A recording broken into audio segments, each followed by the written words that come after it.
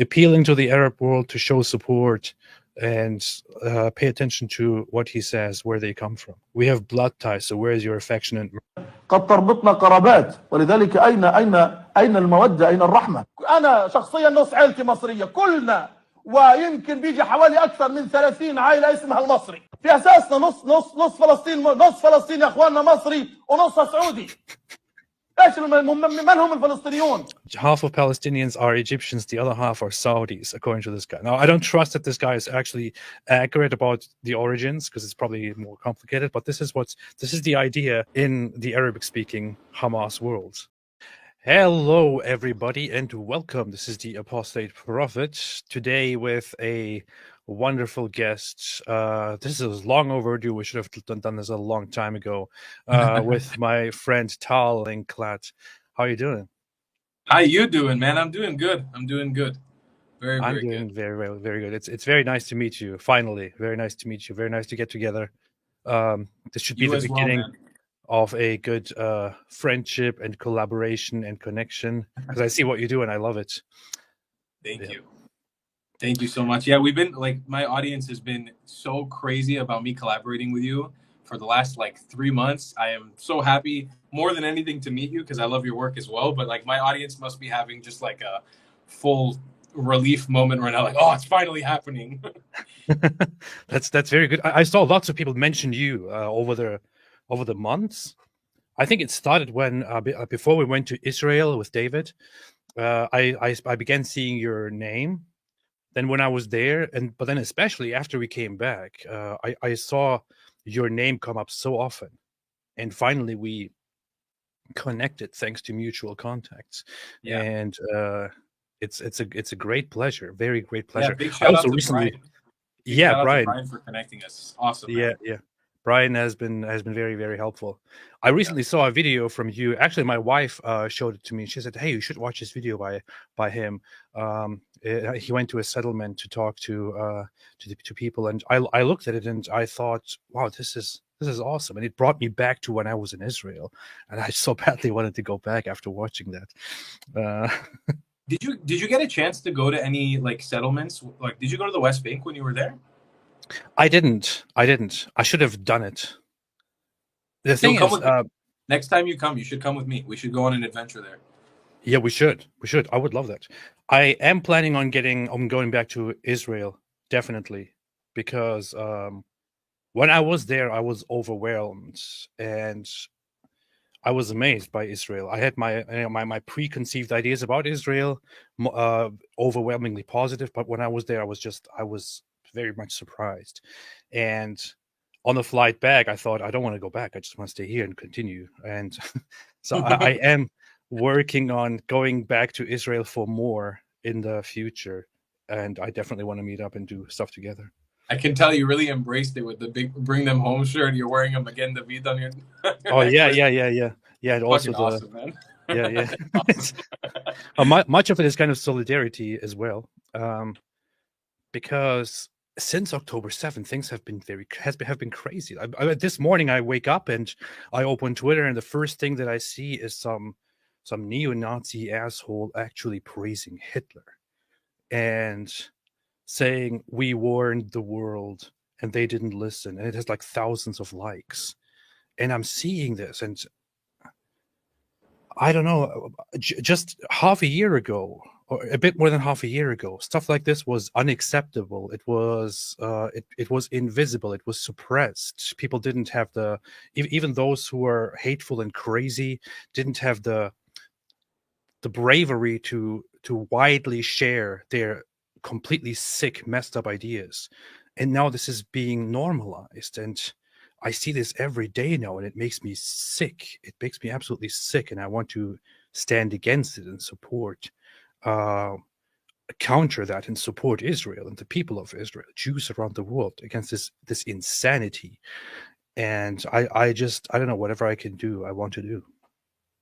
Yeah, man, it's growing up as a Jew. I grew up in America from an Israeli family. My parents are Israeli, and we're Mizrahi. So it's one of the things I talk about most on my channel and in my content is being a Jew of Iraqi descent. My grandparents were born in Iraq. The house I'm in right now, like the seat I'm in, was my grandpa's seat. He was a Babylonian Jew, and like I've always felt my whole life being in America. I've always felt like othered. But it was funny, is like my parents almost like warned me that this day would come as a kid. Like they always, as a Jew, you always grow up with this ideology of like the world is out to get you, and it's not like some sort of like random conspiracy theory or something. It's like it's always been backed up with an element of truth. Whereas in Israeli, it's always been dangerous to travel or you can't go to certain places. But like this day and October 7th happening and all the events that have happened since then, I'm obviously shocked, appalled, and disappointed. But I'm like, it's not like I didn't totally see it coming. Like I almost was told this was going to happen to me at some point because it's happened to my grandparents, happened to their grandparents, and happened to their grandparents. You go back like thousands of years. It's happened to like almost every generation of Jewish people. There is a point of comfort to be brought up, which is that yes, there is a lot of hate is trending right now. Anti-Zionism is trending right now. Islamists are at the forefront of this. The neo-Nazis are just jumping on whatever opportunity they can jump because they are parasites. To be very honest, they are parasites. They don't have anything for themselves. Whenever they see something about Jews, they just jump onto it, no matter what it is. And then there is this socialist, leftist, progressive trend, especially among younger people. But one thing to feel comfortable with is that there was just a recent poll of Americans and where they stand, and there is overwhelming support, like 80% or so, I think, said they support Israel. So the world that you see on social media, on Twitter, does not very much reflect the reality of people who are actually who are at home, who are actually in charge, who actually are in politics, and so on. Unfortunately, those people on social media happen to be very loud with their toxic, with their perverted ideas. But the public very much, especially in America, still stands with Jews and stands with Israel. And ironically, in this case, it is actually the right that is significantly more in support of Israel because of religious connections and also of conservative ideas in general, and their dislike for the whole socialist and collectivist trends, which are very much against Jews and against Israel in today's time. So I don't know, seeing that gives me comfort that there is still a lot of support for Israel and a lot of support for Jews, and that makes me happy that I'm here in America. There are lots of places in the world where hating Jews and hating Israel is significantly more acceptable now, right now especially.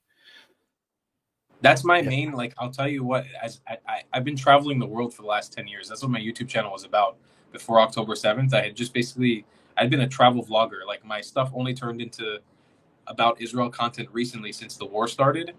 And it's really disheartening because, like, what goes on in America and in the West, it doesn't really matter to me. Like, the condemnation that Israel gets amongst people in America and in the West and New Zealand and Australia and Canada, whatever, bro, you and I both know it's not a real condemnation of Israel. It's more just them wanting to fight for the underdog and not understanding. They perceive an underdog situation. They're like, okay, these Arabs, these brown people, these Muslims are like oppressed minorities, and like these white colonial Jews took over, and they're just condemning that. But like, they look at me and they see me and my story and my family's story, and it breaks the whole narrative. So they just silence us and they push us to the side. But the ones that I am fearful of, it's the Arab world, the Muslim world, that hates us even more now. Where, like, I had a feeling just around 2 years ago when Trump was president, the Abraham Accords were in full swing. I was like, maybe there's actual change happening. Like, maybe we'll be able to normalize ties with Muslims around the world. But now it feels like we went 1,000 years back, you know? Here's the thing. I always saw I saw the developments in the Middle East, in the Arab countries. United Arab Emirates, among certain countries, has been at the forefront of normalizing relations with Israel and viewing Israel in a good way, because they are aware that they can't go on like this forever. They became relevant and actually rich beyond comprehension because of oil. Before that, it was all a worthless desert, and they have to change. They have to adjust, and they have to let go of this whole Islamic fanaticism and have to normalize relations. It did happen. Saudi Arabia has been jumping on that board as well. But I have, to be very honest, knowing the Muslim world, I haven't been very optimistic about that at any point, because I am aware of one thing, which is that as much as these governments are in favor of normalizing relations with Israel, the populations, especially the Muslim populations among them, are generally not okay with the idea. They still are anti-Semitic. I think in Saudi Arabia there was a poll where like over 90% said they are against the government's or against the kingdom's policies of normalizing ties with Israel. So unfortunately, this is a harsh and bitter truth. But in the Muslim world and in the Arab world, the relations and the views toward Jews and Israel have always been bad, and they don't get very much better. And there is a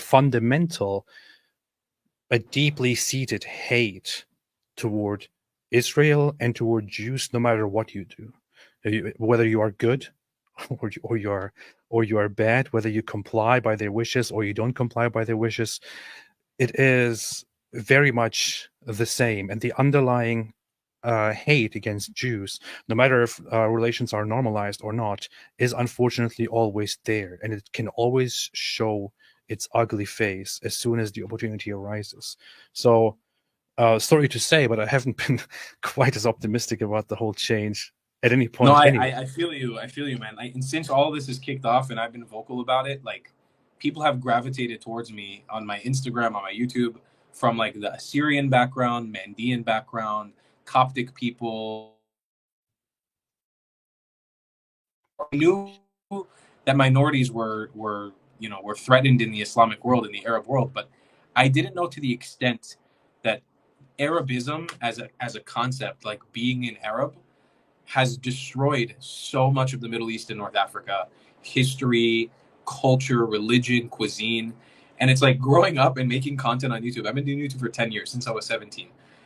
I would upload like showing like eating shakshuka with my family in Israel, or eating a pita with shawarma. And people would immediately be like, hey, asshole, you Jews are always stealing our Arab food. And I would always be like, well, maybe they have a point. But now I started realizing, I was like, man, Arabs literally colonized the Middle East. Like that's the most fun. It's the most crazy thing ever. There is it is funny because they're saying oh, this is Arab stuff, that is Arab stuff, this is Arab thing, you're stealing our legacy.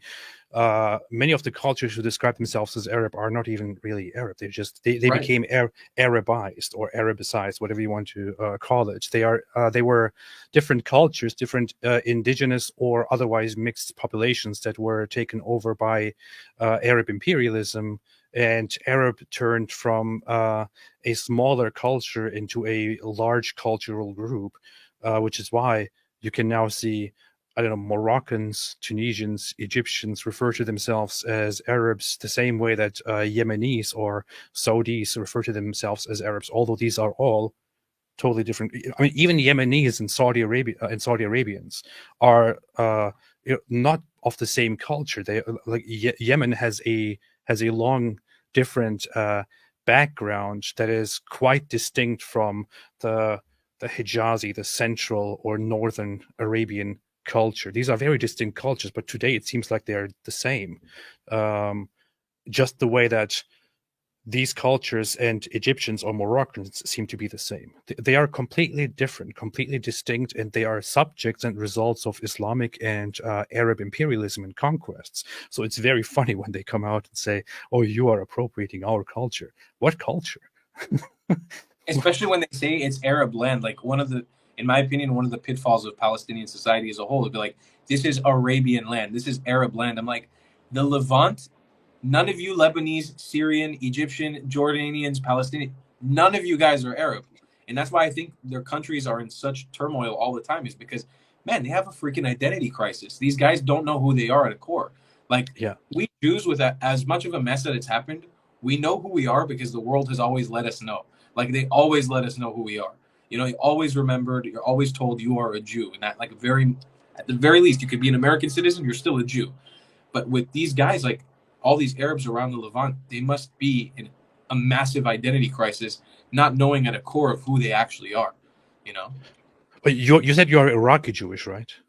So the new framework of how I was not taught but told I should be representing it is that my family has had an experience in these countries rather than being Iraqi. Because truly, it's like I can't consider myself an Iraqi. You know, like our parents and our grandparents had an experience living in Baghdad and Basra and different parts of Iraq, but they were always treated as Jews. They spoke a different dialect. They didn't speak Arabic. They spoke a Jewish Iraqi dialect. They eat different foods because they didn't eat halal. They ate kosher. So it was very distinct. But yes, on my mom's side, my grandparents were Iraqi and Kurdish from the north of Iraq. And on my dad's side, they were Turkish. So I'm just like you. We're twins, right? You're Turkish, correct? Yeah. So I was Turkish. My Definitely. dad's mom was Turkish, and my dad's dad was a really cool group from Azerbaijan and the Caucasus Mountain regions called Nashdidan, who they spoke Aramaic, and they would just wander around this mountainous region. They never had a home. The thing is, the funny thing is today, especially today, right now during this war, the conversation when people talk about Jews and who Jews are and how you are fake and you appropriate things and so on, they often want to talk about genetics and how, you know, genetically you descend from this and this and that. It's very funny because I personally think that genetics is not that relevant of an issue. And to be honest, when you look at traditional Jewish understanding, it didn't play that big of a role as much as it plays today. But if you actually want to talk about genetics, Jews from Iraq are considered genetically very close to very, very close and very direct in terms of lineage and ancestry to Jews who were in the region, because they mixed to a much lesser extent with other people than many of the other populations did. So it's very funny when people look at you, for example, and say, "Oh, you are stealing our culture," because Bro, just genetically speaking, you have a big claim. I've been called a white colonizer since October 7th. Me, bro. I'm darker than most Palestinians. I've been called a white colonizer. I've been told to go home. I'm like, where do you want me to go? Baghdad? I can't go back there. This is the same thing that I brought up to I don't know if you know her Fleur, the deputy mayor of Jerusalem. Of Jerusalem, I'm a huge fan of her stuff. Yeah. When I was talking to her, I asked her, "So, why are you as a white colonizer here in Jerusalem?" And he started laughing because she doesn't have she is quite mixed. She's of Sephardi origin and so on, and it is just ridiculous. I don't know that people get stuck on these things when clearly none of these people have a claim to be the indigenous people of this land, genetically undisturbed. If you looked at the genetics, you would find that that many of these people who claim to be indigenous to this land are heavily mixed and have ancestry in Africa, in South Arabia, in Europe, here and there. It's just all a giant mix. It doesn't even really matter that much. It is insane. I don't know the stuff that people the stuff of topics that people like to get into in order to discredit Jews. There is a fact, which is that Jewish people have a legacy, have a history that is very long. We can track you all back to the land that is now called, once again, the land of Israel, and that was also called the land of Israel in the beginning of the 20th century. People want to deny these simple facts and want to then hide themselves or get behind all kinds of different conspiracy theories of hate and accuse you of being white, but also of being Khazaris, and then also of being the ones who killed Jesus, and also of being... It just doesn't make any sense at all. It is so ridiculous. I'll tell you the way I see it, though. Like, for me, it clicked in my mind when I was like 19, I used to just do a lot of hiking trips around Israel, like walking around, exploring sites. It's so obvious, man. It's like when anywhere you see a Muslim site in Israel, for the most part, it's been built on a destroyed Christian site, which has been built on a destroyed Jewish site. That's one of the things I showed in that video that your wife shared. It's like literally you see the layers. Like here's the Jewish site at the bottom, here's a Christian site on top of it, here's a Muslim site on top of it. When you go around digging in Israel, you don't find the word Palestine anywhere. You don't find Arabic very often, and if you do find it, it's at a top layer. All the layers, the core of what this land is made up, is either Canaanite, Phoenician, something like really ancient, and a lot of fucking Hebrew. Like Hebrew everywhere. All these sites, man, they're all in like ancient Hebrew or in the Aramaic language or in the Samaritan language. It's all Judean culture and history, not Palestinian. Yeah.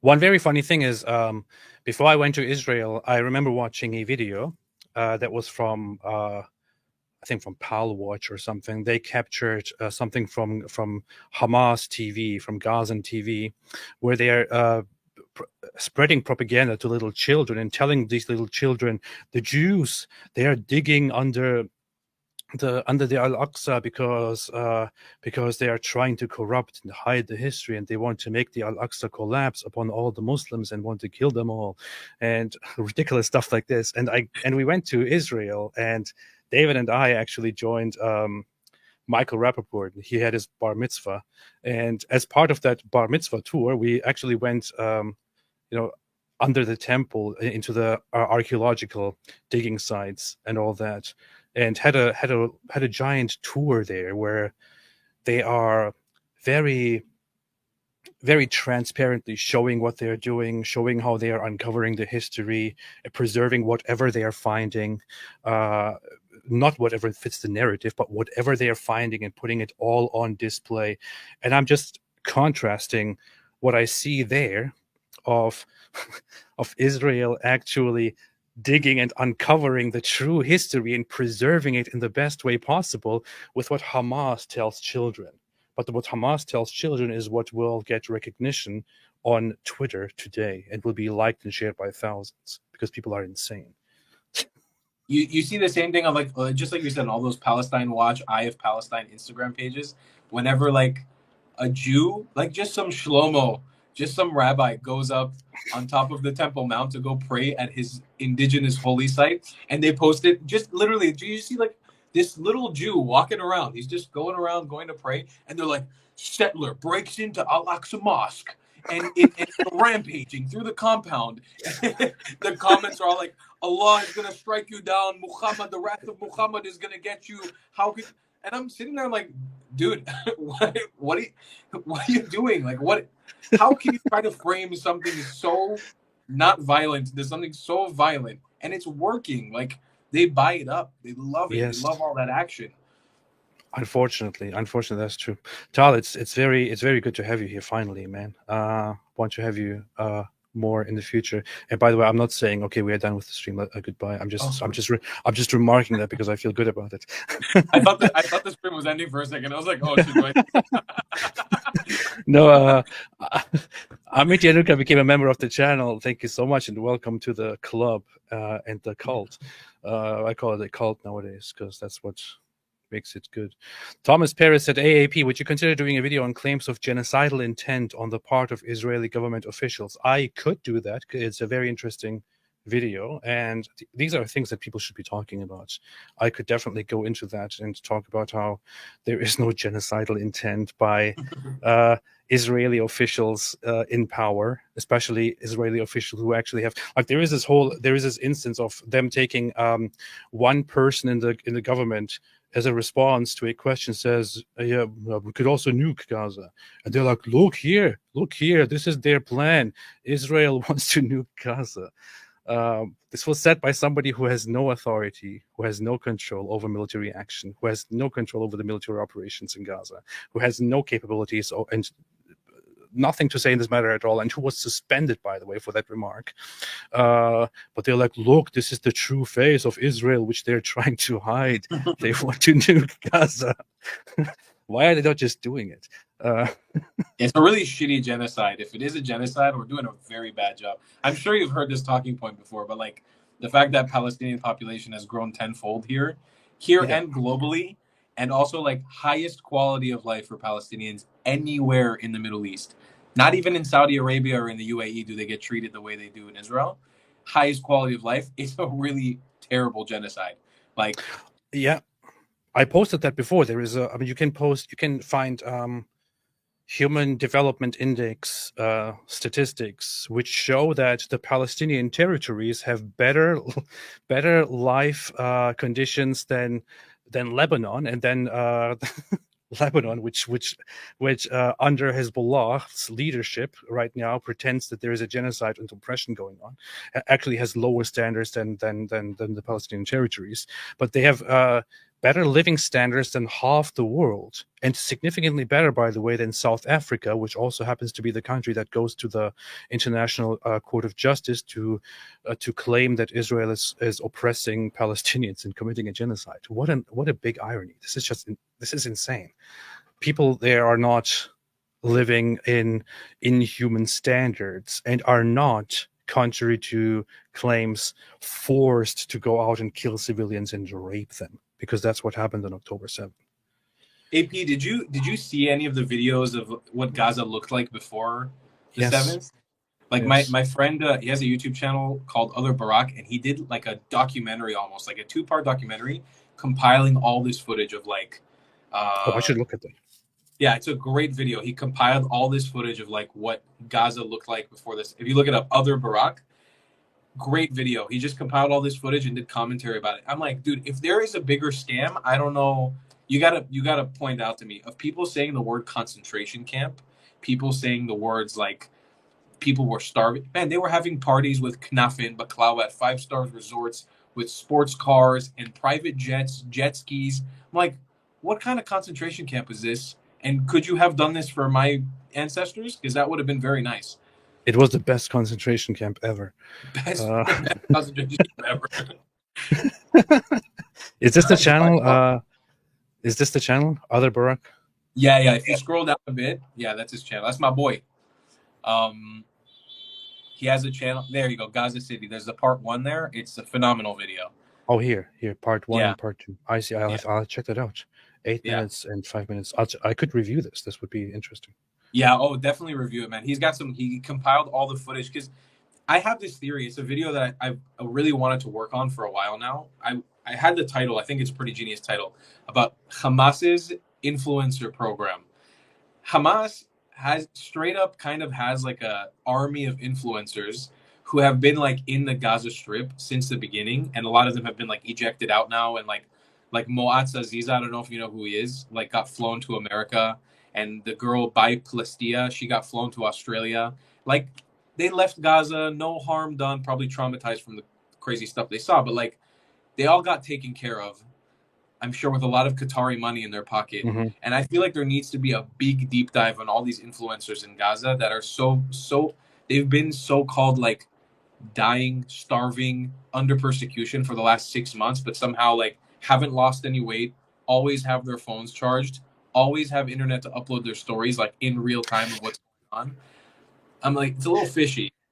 Yeah, I wanted to look at I made a few notes to see when first the narrative came out that Gaza is on the brink of starvation or on the brink of famine. This actually started like 2 months into the war. So it started many months ago. We were told Gaza is about to run out of food. Gaza is on the brink of starvation. Imagine, I mean, it has been almost half a year, or so 4 months or more since it was first said that Gaza is on the brink of starvation and children are about to die. Nothing happened yet.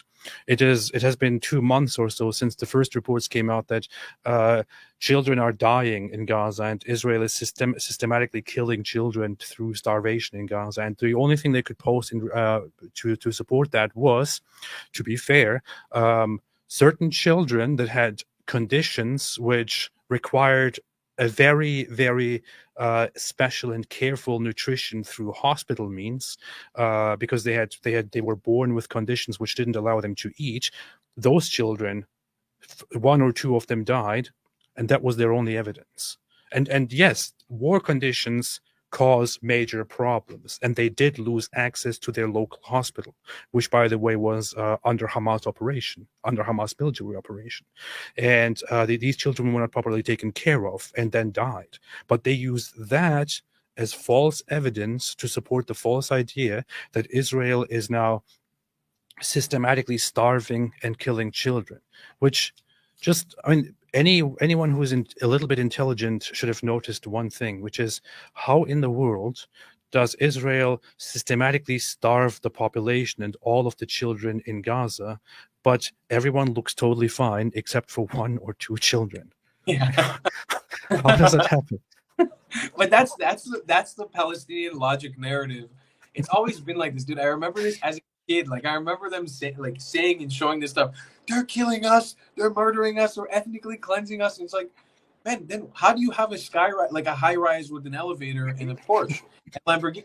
It doesn't. The things that you're saying, your logic isn't logicking. It's not working. What you're saying. Yeah, it doesn't make any sense. It is ridiculously stupid. We are at a very, very silly point of this conflict at the moment, and it may look like one side is kind of dominating the global narrative against Israel, but they're just the loud ones. They're not the strong ones.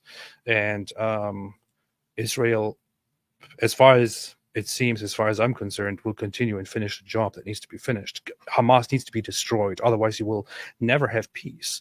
There never was a possibility of peace with Hamas in existence. I'll tell you what my fear is, though, man. Like, I feel like, first of all, when it comes to the media stuff, they've already won. Like, they won big time. Like, I know when you look at like the 80% of America that still supports Israel, that's great. But like, I think globally we've lost face big time as Israelis. Like, I definitely don't feel safe traveling openly as an Israeli anymore. Luckily, I look very ambiguous. People just think I'm Indian half the time, so I just go around saying I'm Hindu, and as long as I'm not in like a very Muslim area, it's usually not a problem. But it's scary. We've lost face with a lot of people, I think, and that narrative, that image, they've totally won. And then as for the perspective of ideology with Hamas, man, I can't tell you, dude. Like, people use this narrative of like Hamas is only in Gaza. It's only in Gaza. I've talked about this very rarely, but I've sat with actual Hamas members in the West Bank. I got crazy invites 2 years ago when things were a little bit more peaceful to meet actual Hamas members in the West Bank. They are very popular in the West Bank. There's a lot of them. They're not as like mobile and they don't do as many operations, but I don't think it's an ideology we genuinely have the capacity to take on. I think we have to do what we have to do in Rafah. We have to do what we have to do in the Gaza Strip to clean it up, get the hostages out, whoever we can. But like, I think Palestinian society has been so militarized. It's so extreme for the most part in both the West Bank and Gaza. It's like, I'm not sure we can actually unwind the clock, you know? There is a very important issue to point out, which is that yes, there is this whole misconception, this whole lie that Hamas is only in Gaza, which is not true. The West Bank is also plagued by Hamas, by Islamic Jihad, and by different organizations. However, in the West Bank, Fatah is in power, which is the recognized representative of the Palestinian Authority, which, by the way, was recognized by Israel a long time ago, contrary to popular anti-Semitic and anti-Zionist belief.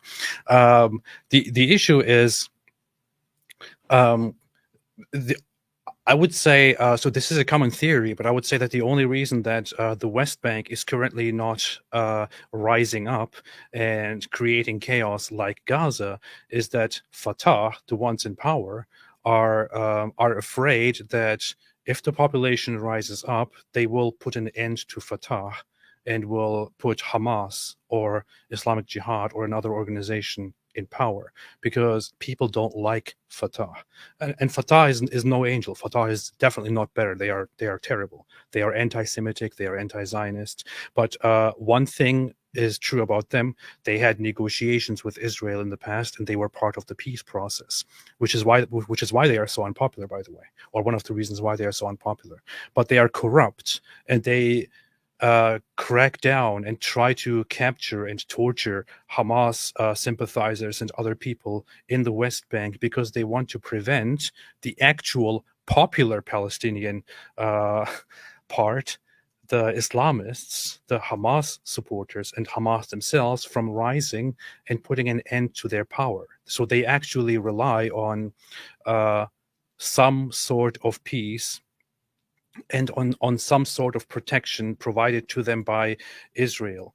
They know very well that if things got out of control in the West Bank, they would be the first ones to lose power and to be held to account and possibly publicly executed and lynched, and Hamas would take over and put an end to their dream of power. The West Bank is, in fact, the West Bank is more problematic ideologically than Gaza. You have polls in which like 56% or 60% of Gazans support terrorism, but over 70 or 80% of West Bank supports terrorism. So the West Bank is ideologically even more problematic than Gaza. It is a ticking time bomb. People just don't want to see it.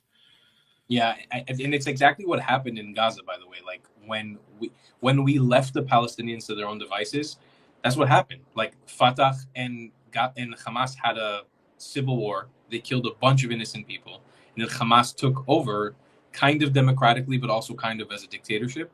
But in the West Bank, like when I've been roaming, I've been a lot in the West Bank recently. I made like a red heifer video, which you starred in briefly in the intro. I don't know if I got a chance to watch that video. I edited you very dramatically in the beginning with talking to David, and then I put a thunderbolt right after you finished talking to emphasize the dramas. I'm very proud of it. But when I traveled around the West Bank, speaking to all these people who are considered settlers, and they're literally waiting, man, for an October 7th to happen. Like they know it's what's knocking on their doorstep. Like, and those are the ones who live there, huh? Like, if we should trust somebody, it's the ones who are there. They are all armed because they're terrified of what's about to happen. They feel like a big attack or a big operation is going to be carried out against them, and they're the first line of defense against us in Israel proper. And that's what people don't understand. When you stand on the hilltops and you see all the settlements, quote unquote, the Israeli settlements, the illegal occupied settlements of Palestine, you see them on the hilltops. Men, when you stand on those hilltops, you realize why they have to be there. And it's because you have direct lines of sight, direct downward facing lines of sight to Tel Aviv, to Netanya, to Syria. If you wanted to fire a rocket like you do in Gaza, you don't have to go up and down. You just need to go down. It's so much easier. That's why you can't just have a Palestinian state right now roaming around the West Bank openly. This is one of the reasons why I thought when I was there I should have gone to some of those places. The thing is, when I went to Israel, my audience knows this. David and we organized a fundraiser because I was actually told by someone, what's his name, by Joseph, Israel Advocacy Movement. He told me, hey, how about you go to Israel and see these things for yourself? And I thought, you know what, I think I'll do that. So he just gave me the idea, and I thought, yeah, I'll do it. David, do you want to go with me? And he's like, yes, okay, let's do a fundraiser. So we just independently organized this, and I did it without any organization, without any sponsorship or anything at all. Went there all by myself. Funnily enough, despite doing this very obviously on our own, people still said, oh, look, the Jews, they gave thousands of dollars to invite them and to create propaganda for Israel. You took that dirty Zionist Mossad money. God damn it, AP! You took that dirty Jew money. You're never gonna be free now. You're gonna start growing reptile eyes. I'm already growing a tail. I don't want to show it, but it's there. but yeah, I should have a sponsorship, or not a sponsorship, but a group that actually organized things properly for me to go and see. I think next time that I go there, I'm going to actually appeal to an organization to say, hey, can you arrange a proper trip for me so I can highlight all the most important things? And so I want to do that the next time. But that point about the settlers and why those positions are so crucial, that is a very important thing to bring up. You made certain videos on that where you also highlighted that as well, right? Where you went to those Yeah, spots. in that video that your wife shared on Twitter, which was so lovely that she shared that video. It was She's called lovely. "Inside the Life of a Settler Woman." I was interviewing basically a few women who live in the West Bank, and about their experience of, like, one of them is about talking about the town of Shiloh, which was an ancient Jewish town, and you can see actually the layers of colonization. But like the other one was literally like a regional council woman for Binyamin, and she was showing us how, like, the town right across from the Jewish settlement is full of houses, like mansions. Nobody shows this on the news. Al Jazeera would never show it. The Al Jazeera only goes to the Palestinian refugee camps, the encampments. It's only the. Do you have this town? I think it was called Misabach or something like that, and it's full of mansions, beautiful houses, but no people. The thing is empty. No people at all. And you realize it's because all of it is made up by like Californian or American Palestinians who built houses just to grab the land, and they don't actually live there. They live in America and they come in vacation in Palestine occasionally. Who would have thunk that Palestine is a vacation destination? I always see that it's under war, it's apartheid. How could you possibly go vacation in Palestine? Please explain that to me. Is this the one that we're talking about here? This is literally the exact scene I'm talking about as well. Yeah. So this is a very important thing. By the way, so settlements is one of the issues that is one of the most controversial issues that I often say. I don't want to say much about it because I don't know enough about it, or I don't have. I mean, I know the basics of it, but I don't feel equipped enough to go into a proper discussion or a debate on the settlement issue. But I know for a fact that it is one of the most controversial issues that people like to talk about. But what is your impression as somebody who went to the settlements, who talked to people and saw them? Is this like is this an evil thing to conquer land and take people's homes and oppress people and all that, or what is it? You want to know a small world? You learn this in the Jewish circles. All Jews know each other pretty much. Joseph Cohen, the guy who gave you the idea to go to Israel, first time I ever went to the West Bank as like an adult on my own was with him. Ironically enough, we connected back in 2017, and we went down to the city of Hebron together to see a dual narrative Palestinian-Israeli tour about the city that's split in half. And he actually later on, I came to visit him in London, and he took me to Hyde Park to where Muhammad Hijab and all his gang of cronies do all their crazy debates. First time in my life I was called a Nazi was in that park. I couldn't believe what I was seeing. Long story short, when I was there, back then, I used to have this ideology of, hey, maybe these people are like radical zealots, like they're religious fundamentalists, and they're doing this just out of spite because they hate Palestinians and they're racist. But nowadays, I'm not going to lie to you, there is a small minority of people who live in the West Bank who truly are racist, they are extremists, they do exist. It happens, they do exist. A vast majority of the people there, vast majority, and I have so many friends who live across the West Bank, whether it's in Ariel, in Binyamin, in outside of Ramallah, in Bet El, in a bunch of different places all around Jerusalem. A vast majority of them they are craving to live in peace with Palestinians. And I've platformed so many of them on my channel. I've made videos with them because to me, it's become a goal. Like, I want people to understand this isn't what the media is showing you. These people are not out to cleanse Palestinians from the area. In irony, they want to live with Palestinians. Yes. And another point to be made about this, and this is the part that sort of, it screws with me the most. And I don't know if you know this. You know all the houses and all those settlements that are scattered across Palestine, across the occupied West Bank? Do you know who built all those Jewish settlements? Who built them? Palestinians. Palestinians are the construction workers who are hired to build these settlements. So I'm always sitting there questioning myself, like, well, you can't also complain and also like want to ethnically cleanse people while building the actual houses they're living in. And in the Palestinian perspective, I learned that the reason why they built, check this out, this is how crazy it is. And this comes also from a partly Islamic narrative. They build the houses so openly and are fine with the construction because they claim that one day Allah and Muhammad will liberate this land of the Jews and they'll take over the houses. How sadistic and insane is that? And it's a mainstream narrative. Like, I've been to Ramallah. I've been to Nablus. I've talked to Palestinians. I know a lot of friends who spend a lot of time in the West Bank. It is a mainstream narrative that they're one day going to take over these houses that they built for the Jews. It is so absolutely messed up.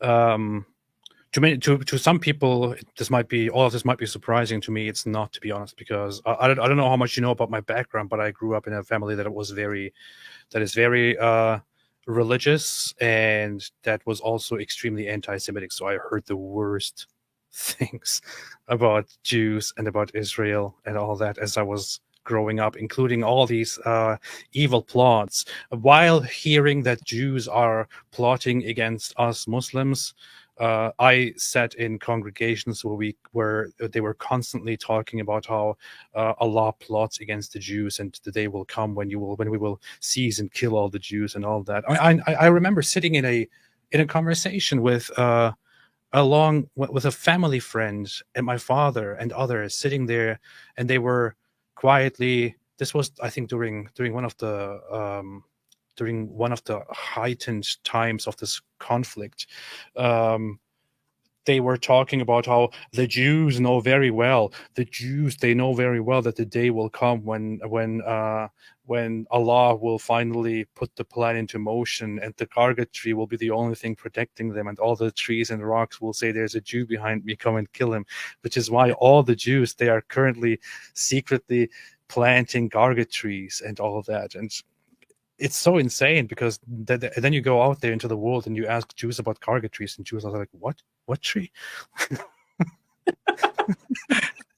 Yeah, the tree narrative, like the whole us hiding behind the trees. This is really fucked up what I'm about to say, but I only learned this recently. I don't know if you saw. I'm sure you did. You saw a lot of the videos from October 7th and like what happened in the Nova Festival.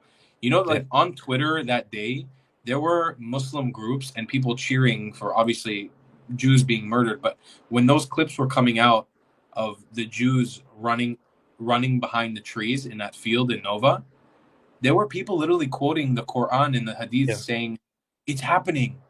And I when I saw it, I was like, "Oh my God!" It's what people like you who have a firsthand experience with this have been warning the world against. It finally, like in my day and age, it finally happened, and it was like, oh my God, no, it's for real. Like, these people actually want to see us be killed, like, for real. They wouldn't have any remorse. They actually want to see it. It's no joke. It's like I bring this up so often because people just don't want to really understand what this is about. But when we cite this whole idea of Muslims believing that, or Islam preaching that the Muslims will kill the Jews and they will hide behind rocks and trees, people think, oh yeah, well, this just seems like one of those crazy ideas. It's just like something that somebody at some point said. All religions have their problems. No, it's not like that. It really is not like that. It is significantly worse. And if you actually looked at the facts, you would realize how bad it is. It is so bad that this is not just some random teaching that some people at some point made up. It is actually it is a very important and very well-known teaching, supposedly spoken by Muhammad, as it is believed around the world, that the day will come when Jews will hide behind rocks and trees and Muslims will kill them, and only one tree will protect them. And this is a prophecy. And by the way, not just something that is written and that some people believe in. This is something that most Muslims around the world are aware of, that is always brought up, and also that was included in Hamas's very own charter when they created their first document, their first covenant to announce who they are and what they are aiming for. They put it out there very clearly that they are aiming for this promise when the day comes that they will finally fight and kill all the Jews. And even rocks and trees will help them. This is how sick and how messed up it is. And people don't like to see this. To my disappointment, when I was in Israel, not even Israelis, not even Jews want to see this. Not even they are aware of this. I saw that lots of people in Israel were were very ignorant about about Islam and the beliefs of Muslims, and lots of Israelis and lots of Jews had this whole idea of like, oh no, it's not about religion, it's not about, it's not about this, it's not about that, it's fine, Islam can be peaceful and all that. I was a little bit in disbelief, because these are things that I hear from Europeans, like from Germans or other Europeans. But to be there and hear this stuff from Israelis, from Jews, who are like the number one target of hate in the Muslim world, was a little bit insane to me. People need to understand this stuff more. You say that, and I actually have like immense pride in that, but also like I'm also obviously disappointed that that's how we are. But I have so much pride in it, because truly, man, like people like to claim as like some apartheid racist state. Like, bro, it's, you've been here. It's so open-minded. People really, that coexistence is so for real here. It happens so frequently, and you see it on your day-to-day. Like, I was in Jerusalem all day today, pretty much. I was doing some filming. You see how Arabs and Jews coexist there in the old city. You see it. This doesn't really happen in other places in the Middle East, because there's not really many Jews left. They've been ethnically cleansed. But it's like this lie of apartheid and all this, and the way that Arabs and Muslims in general frame us almost like vermin, like trash. And it's held so dear. I only read the Quran and parts of it for the first time recently. I bought a copy when I was in Dubai, and I wanted to read through it in English. And I was shocked by how much it targets Jews in the first like 20 pages, and like the children of Israel and Christians, how much it actually talks badly about Jewish people. Yeah, it condemns Jews. It describes them as people who are mischievous, who are deceivers, who even try to deceive Allah and insult Him, and who will be the worst always and forever, and so on. And this here is, for those who do not know, Sahih Muslim is one of the foremost sources for things that Muhammad said and did. And in Islamic tradition, these reports are unambiguous. They are accepted as totally authentic, beyond doubt. And so according to these narratives, these are the words of Muhammad. The hour will not come unless the Muslims will fight the Jews and kill them, until the Jews hide behind a stone or a tree, and a stone or a tree would say, Muslim, there is a Jew behind me, come and kill him. But the tree Argut would not say, for it is the tree of the Jews. I heard this all my life. I heard this when I was a child. I remember, and I retold this to my audiences, to people who asked me, or even in videos myself. I was in first grade, I believe. I was a little child when I first heard this on a weekend when we went to a religious congregation.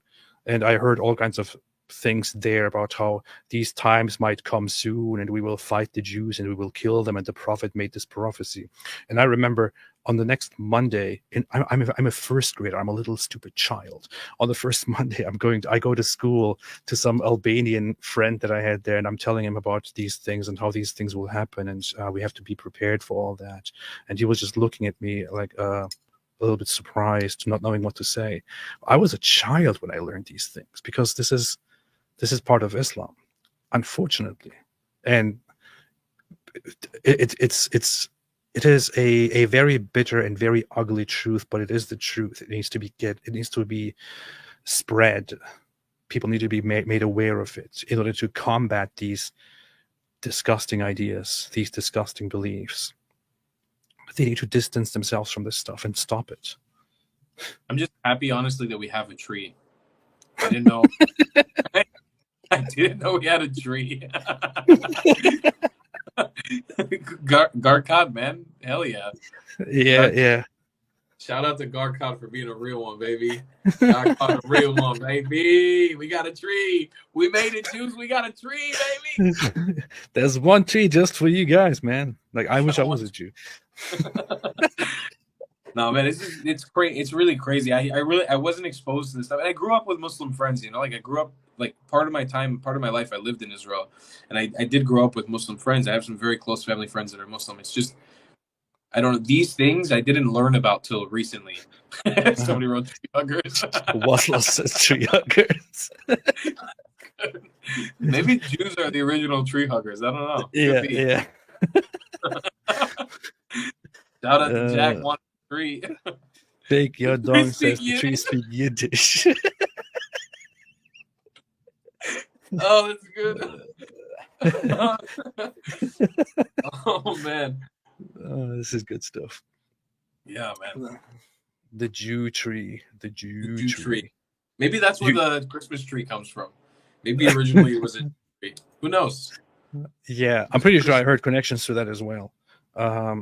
Interpretations of this prophecy.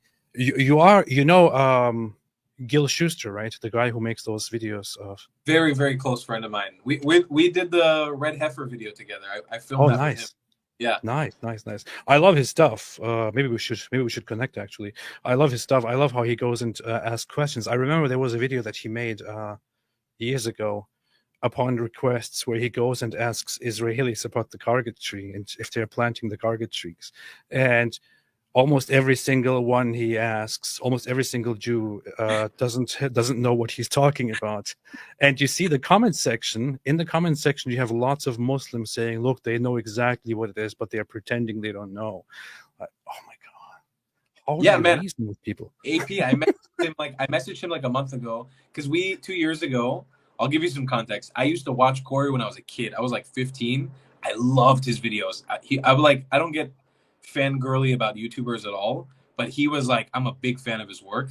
I messaged him 2 years ago when I was in Israel, and I told him like I wanted to film some stuff with him. I wanted to do a ride along, and he actually answered me. I was like stoked, and for some reason our chemistry when we shot together, great stuff. One of the best people I've ever like vlogged with. He took me to Ramallah, like to the main center of Palestine, like deep in Palestinian territory, and we did a video like him interviewing and asking Palestinian questions. And I saw firsthand what this guy has been through and what he's experienced in the last 12 years doing this content of like how actually extreme the Islamic society is. We were walking around Ramallah and he chose this girl who looked super moderate. She looked like a city girl. She was dressed really nicely. I was expecting it to be a nice conversation. He asked her, what do you think that we should do with people who insult the Prophet Muhammad? And I'm sitting there I'm filming with my camera and I'm like, she's going to be like, oh, maybe they should like be jailed or fined or something like that. She goes, kill him. And I was like, what do you mean? You don't match up to what you're saying. You don't look like the kind of person. And then I realized it's actually like at a societal level, very extremist there. Yeah. And I asked him to come with me to do the Red Heifer video. I messaged him. I was like, hey, would you come film this video with me? And on your channel, we'll do like a vlog on my channel. On your channel, you should ask Israelis about the Red Heifer. He went on the streets to ask people. Literally, nobody knew. Nobody knew. Most Israelis have no idea about these conspiracy theories that people put on us. Like literally, my mom doesn't know, my grandma doesn't know, my aunt doesn't. I asked all of them. I asked all my family members. None of them have even heard about this theory. So it's not a common thing. But why aren't you admitting that you Jews worship Ezra and say Ezra is the son of Allah, and that you also want to secretly take over the Kaaba and all that? You should be more open about these things that are actually true, and you are hiding them. I know.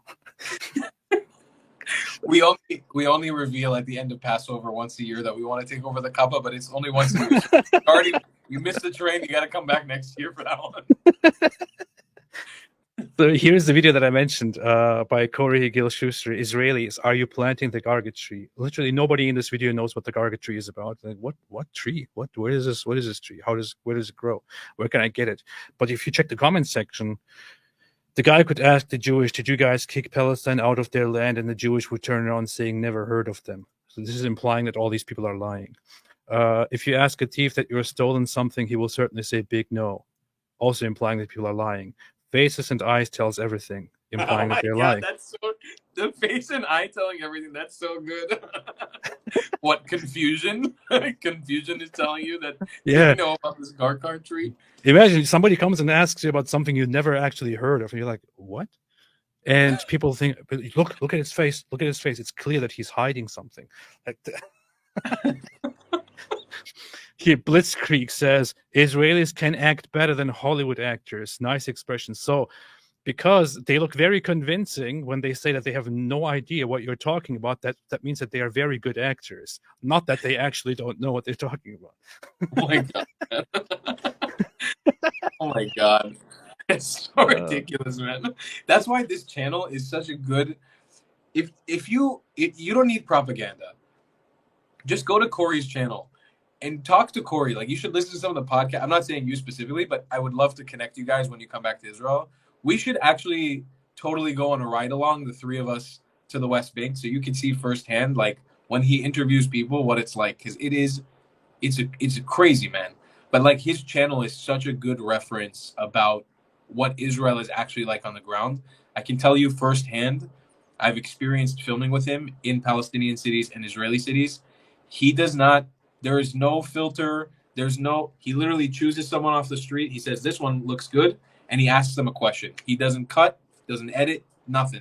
It's as clean cut as it can be. It's the best possible survey about this country you could ever get. And by the way, also very good and very insightful stuff. I think he recently published a video where he asked what should happen to Jews, or if they support October. He asked Palestinians if they support October 7, and of course the responses were overwhelmingly yes.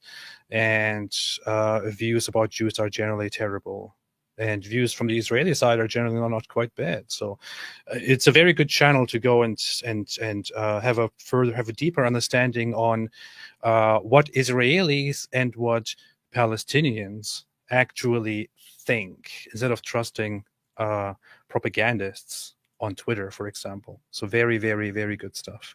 Very good stuff. I wanted to ask you something just a few minutes ago, and I forgot. Man. Was it potentially about what's going on with the college campuses? I would love to hear your thoughts about what is.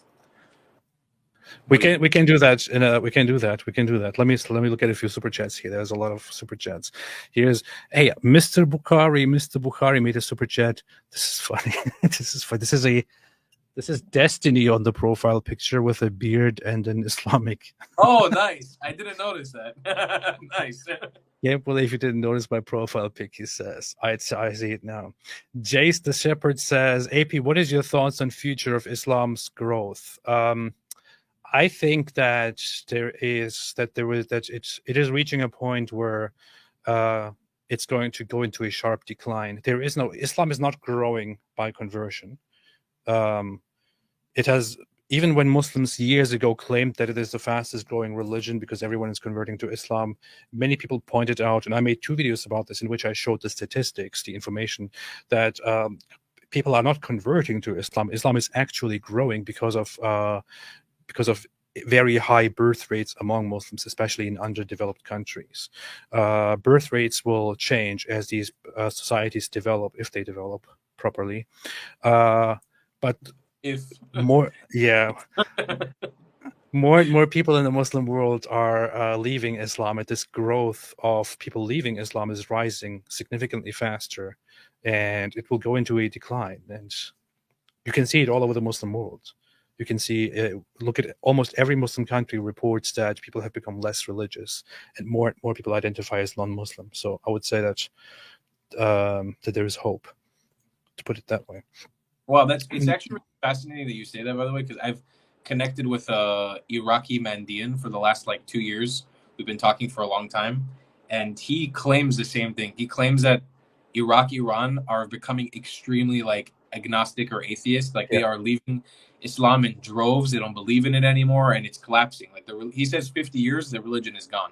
That's what he said. I don't think it's like that, but Iran, especially, the population of Iran is becoming incredibly non-Islamic and non-religious, which is probably a result of the Islamist regime, the Islamic Revolution. They really, through their mistreatment of people in Iran, really made Islam unpopular in Iran.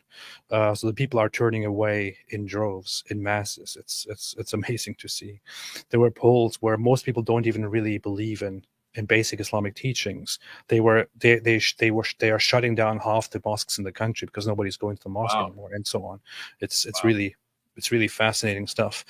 Earlier, by the way, somebody asked about data on my whole claim that West Bank is more problematic, here is one poll that I posted a while ago that I would like to mention. I said Gaza is deluded, but many of them now say October 7 was a bad idea. Meanwhile, the West Bank, which is not experiencing the consequences of the terrorist attack, overwhelmingly thinks it was a good idea. Easy to say when you're not on the suffering end. But this is a poll which was actually taken by the Palestinian Center for Research, I think.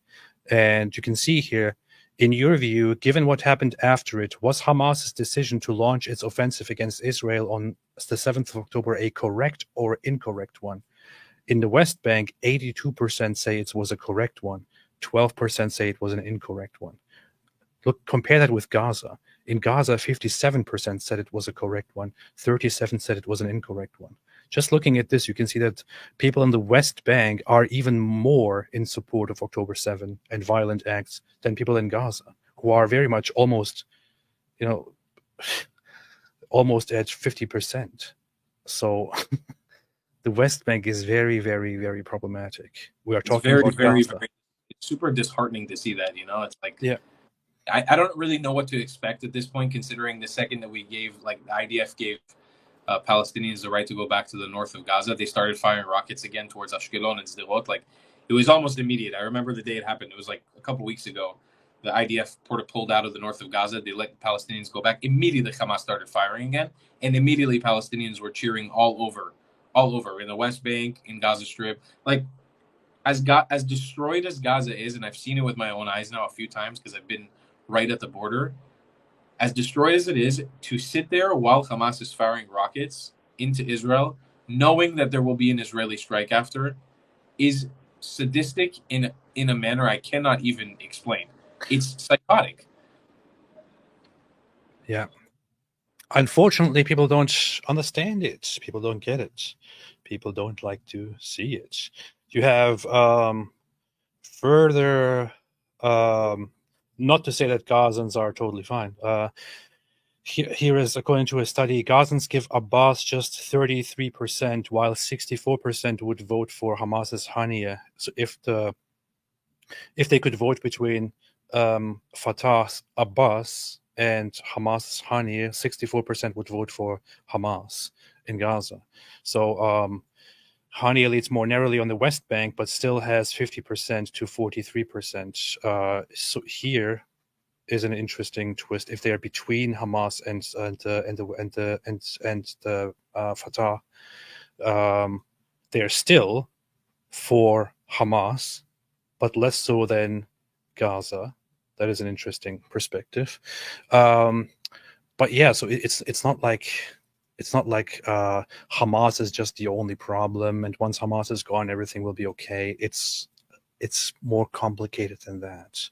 It is all very, very much deeply rooted in the society that we are dealing with. Here is another thing which never got lots of attention, probably because it's a document that is hard to read and that is originally in Arabic. I posted this back in October. Here is Fatah, the supposedly secular, peaceful party in the West Bank. They published a document on October 20th to instruct mosques in Jerusalem to preach to Muslims. And among the things that they are preaching, this is, by the way, again, to emphasize, organized by Fatah, among the things they are preaching is number 6, the hour will not be established until the Muslims fight the Jews, so the Jews will hide behind stones and trees. And the stone or the tree will say, O Muslim, O servant of Allah, there is a Jew behind me, come and kill him, except for the Kargat tree, for it is one of the trees of the Jews. What we just mentioned. This is directly given as an instruction by the Palestinian Authority in the West Bank, by Fatah, to mosques. So it's not just Hamas. It's also Fatah. It is Palestinian organizations in general. There is not much hope, unfortunately. Yeah, unfortunately, people think that there's elements of Palestinian society that are less radical or less Islamic that might give minorities a chance. But this is my issue, man. Like, when people are always like, 2-state solution, we need a Palestinian state. You tell me the honest justification to adding in another Arabic ethno state, another Islamic state into the world, into the Middle East? Where is the actual justification, knowing that it's going to be ruled like shit, it's going to be an Islamic supremacist society, an Arabic supremacist society, and that minorities are going to be persecuted? Like, where's the actual justification? They're showing you in every organization, whether it's Palestinian Islamic Jihad, Fatah, Hamas, whatever it is, they're showing you their receipts the way that you are right now. They're showing you, here's what we want to do. Give us the land. And we're just supposed to be like, all right, fuck it, take it. Here, go, do your thing. Yeah, and there's even another important thing when we talk about the two-state solution, right? There was a poll even before this war, which I also showed again on the channel and on Twitter. So here is from a poll that is by the Washington Institute and the Palestinian Research Organization. It's a joint poll together taken. They are asking, wait a minute, is able to negotiate a two-state solution. Oh yeah, these are West Bank and Gaza respondents. Let's look at the West Bank. So it says, if the Palestinian leadership is able to negotiate a two-state solution with Israel, do you think that this should be the end of the conflict, or that resistance should continue until all of historic Palestine is liberated? I'm not sure what exactly happened in 2018 here, but you can see that throughout the years, the majority, red, says resistance should continue until all of historic Palestine is liberated. So they are asking these people in the West Bank, if you finally have a two-state solution, would that be the end? Or do you want to continue until you destroy Israel and take all of the land? And the majority says, oh, this won't be the end. We will continue until we take all of the land. So why in the world would you make a two-state solution with these people who say we want to destroy you and take all of your land? There's literally no justification. There's zero rational claim to do it, other than just trying to appease, I don't know, the U.S. at this point with the weird dream of a two-state solution, just to like broker the points of like, we did this. It's what we know what's going to happen. They will attack us again. They will. Yes. And at this point, they might have an army, and it'll be even scarier. But they will 100% attack us again if they receive statehood. It's a guaranteed fact. But hey, why don't you just give these people who want to kill you all, estate and military and all the means with which they can destroy you? Maybe then they will be like, oh, hey, thanks. We like you now. Yeah, thanks. We appreciate the technology and the money. We'll show some restraint now. Thank you so much. Sorry. This is just only Israel in this entire world. Only Israel is expected to agree to such ridiculous conditions and to accept and give a recognition to the very people who want to destroy them. No other nation in the world is held to these accounts, to these standards. Only Israel. Only Israel. It's because Israel is supporting this like cry. You see it across the UN. I've seen it my whole life, man. I remember in 2017 or 18, there's a mountain in the Golan Heights. It's called Al Bental Mountain, and they have the UN the UN bullshit peacekeepers who stand there with their stupid magnifying glasses, and they look over the border of Lebanon and Syria, and they just jot down notes, and they don't do actually anything. And I remember seeing them there, and I spoke to these guys. I think one of them was from Australia, one was from New Zealand, and one was like from Denmark or something. And I was asking, I was like, so what do you guys think about everything that's going on here? And they're like, I asked them, what do you guys actually do here? And they were like, well, pretty much just, we pretty much take notes on what's going on. And especially when Israel does any sort of aggression towards like Syria or Lebanon. I'm like, excuse me? It's like, as they're saying this, I can hear the Syrian civil war. I'm not joking. I have a vlog of this on my YouTube channel from 2017. I can hear the bombs and the grenades going off in Syria from the top of this mountain. And they're talking to me about how they're writing down reports if Israel encroaches into there's a 6-mile boundary because of the agreement to Lebanon into Syria. I'm like, are you fucking kidding me? But this is what's been happening. And people have been calling out, people like Hillel Noor, who has the organization UN Watch, have been doing such an amazing job keeping the UN accountable, but literally nobody cares. It's the craziest thing. No one cares what atrocities the rest of the world commits or what border skirmishes there are, what's human rights violations. Unless it has to do with the Jews, unless it has to do with Israel, it's not important. It doesn't matter to anyone. It's because in this case you have one side that is the actual bully, but that always plays the victim and always cries and always acts like they are the ones who are being attacked while they are actually on the offense. And they are very high in numbers, which is why they can bully the rest of the world into accepting their point of view. And this is why, look, you said to me personally that you heard a lot of people speak about me, for example, or us in Israel. When I was there, I got a lot of a lot of love from people in Israel, from regular people, from important people, just in the warmest and best way, just saying thank you so much for coming and doing this and for supporting us in this time. And that just made me understand what the situation actually is, because when you look into the world and how people talk about Israel and Jews, they make it look like Israel is this big genius superpower that is ruling the world and pulling the strings behind the masses, and that can do whatever it wants. It controls all the media and all the narratives and all of that. But that's not what's really happening. What's really happening is that these big cry bullies are actually crying and bullying the world into submission and trying to dominate the narrative. And with their attempt to dominate the narrative, are trying to make Israel and Israelis look like they are losing this conflict. And it genuinely looks very, very messed up at the moment. And I see how important it is to support the good ones, the right ones, the righteous ones in this conflict. And that's why I want to do whatever I can do to support Israel and the Jewish people. Because on the other hand, you have Islamist hate mongers, you have Nazis, you have those who blindly support them while thinking that they are actually standing up for the oppressed, which is just a ridiculous idea.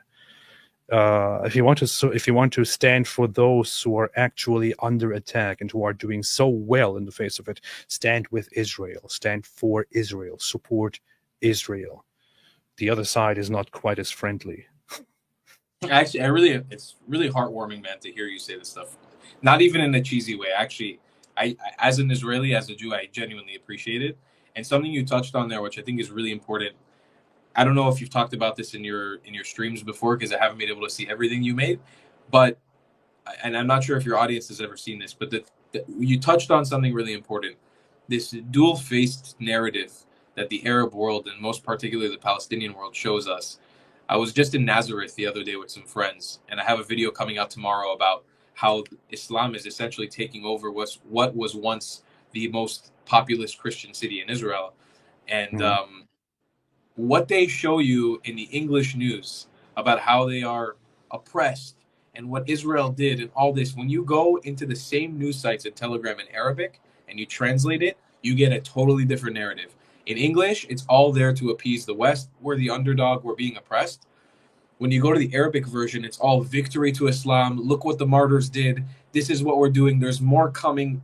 I'm a part of all these Telegram groups. And a friend of mine just showed me, he was showing me the Jenin Arabic Hamas supporter groups in the West Bank. And it's all like victory to Islam. Hamas has more coming. It's all like embellishing more and more. Islam is going to win. Palestinians are going to win. But in English, it's just showing you, oh, we're in pain and we need help and we need aid and all. It's two completely different faces. Mm-hmm.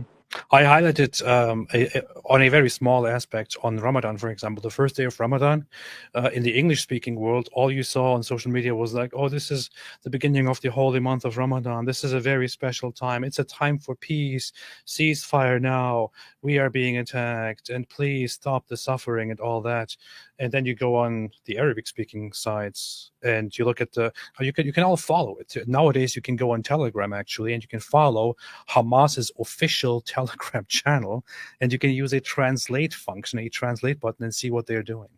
On Ramadan, they were saying this is the time to be proud and to go on the offensive and to fight for Islam and to wage jihad and defeat the enemies of Islam. We are winning and we will soon defeat the enemies, and so on. This was the general narrative. In the English-speaking world, as you say, perfectly put, they are like, oh no, peace, we are the victims.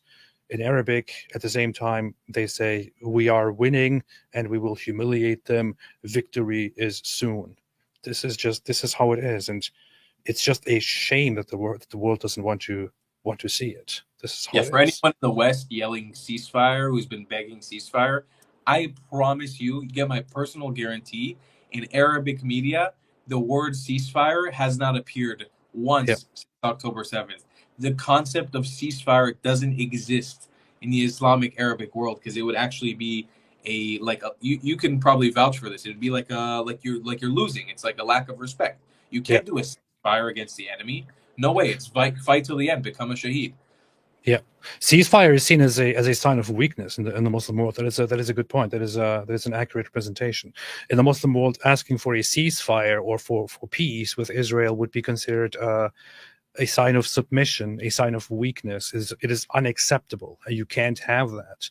The general idea is fight, wage war until you win, because you are the righteous ones and Allah is on your side, and you will win, and you will take all of the land, and you will drive out those Zionists and those filthy Jews, and it will all be Islamic again, and this will be the rise of Islam once again. This is the general narrative. This is the narrative in the Islamic world. It is another issue, by the way, also connected issue here, is in the West, because the Western world has this whole narrative of oppressor and oppressed and colonizers and indigenous people.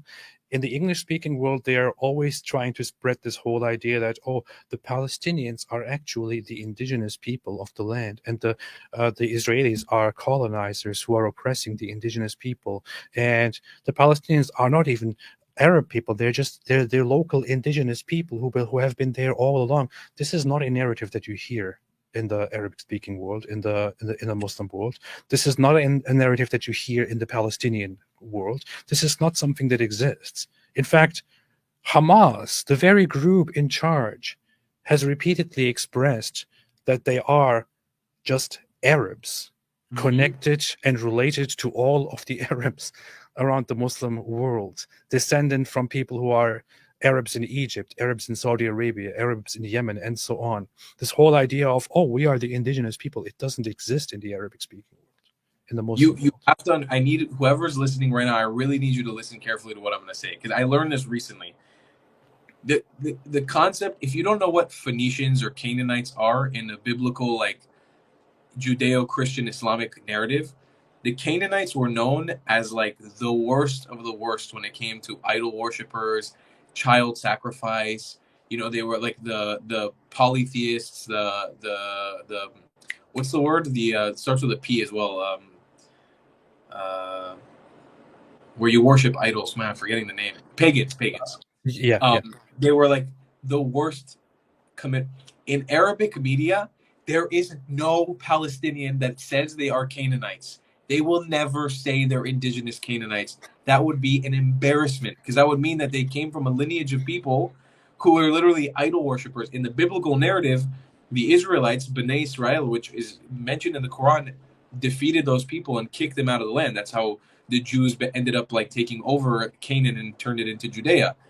And it's seen as a liberating thing. If you were to tell a Palestinian in Arabic that they are Canaanite originally, they are the people who pray to Marduk and all these deities from Babylon and Mesopotamia, they would spit on you in the face. They would tell you, who the fuck do you think you are calling me an idol worshiper? But in English, Precisely. it's like, of course, these are the indigenous people. They were native to the land. They were there. There's a meme that I love from Palestinian media, which was like the Palestinian foreign official office. He was like, Palestinians have been on this land for 1.5 million years, and then it's just the Jurassic Park theme song, or all these dinosaurs dancing to "and Tami Falastini," and it's all these dinosaurs doing the daka. It's a hilarious meme. It's one of my favorites. It's funny because if you actually go to one of my favorite Hamas individuals is Fatih Hamad, who is also in charge of Al-Aqsa TV and anything that comes out there. I say favorite because he's actually one of the worst, but he has a very big mouth and a very loose tongue, and he just says lots of things out loud that shouldn't be said, including in a few years we will eradicate the Jews and start a caliphate and things like that. Like, these are things that he actually said in public squares to the Palestinian people, like to the people of Gaza. But he also said in a speech where he was crying for support from the Arab world that they are Arabs who come from different parts of the Arab world. In fact, let me bring this up here. I think I got it. يستطيع كل فلسطيني في غزة وفي كل. Yep, this is it. So here he is appealing to the Arab world to show support and pay attention to what he says, where they come from.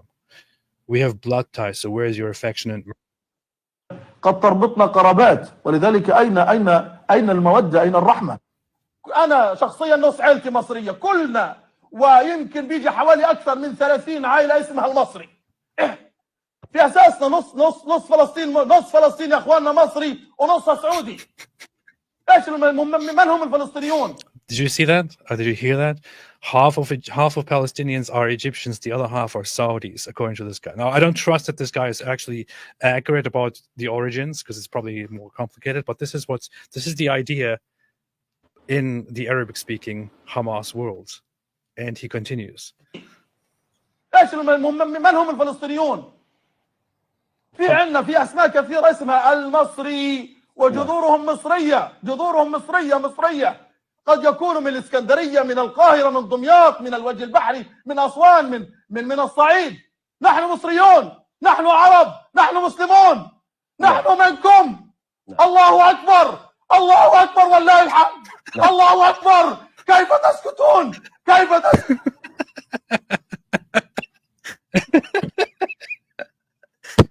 Allah! Allah! We are all Arabs. I get so fired up, man. I get so fired up when I don't know why. There's some primal thing that comes out of me when I hear Allah. I just fucking wanna, Allah. I'm gonna be put on some list, man. I'm talking to you and I'm doing this, and someone's gonna come for me. But hey, you see this, right? This guy is firing up the Arabs so much that even Talhias gets fired up, saying, "We are Arabs. We are from you. We're Arabs. We come from Egypt and Saudi Arabia." Man. Anyway. It's a known thing though in the Gaza Strip. Like, most of the family names, 80% of the people in the Gaza Strip, it's a known thing that many of them came from Egypt. But also, like, so many people during the creation of the British Mandate of Palestine immigrated from Jordan, from Syria, from Lebanon. A lot of the Arabs in the north are ethnically Lebanese people. And they came here for better job opportunities, because the Zionists that came here in the early days, between like the 1890s to the 1930s, they renovated the land. They cleared the swamps. They got rid of malaria. Not Malaysia. Should maybe get rid of Malaysia, but malaria.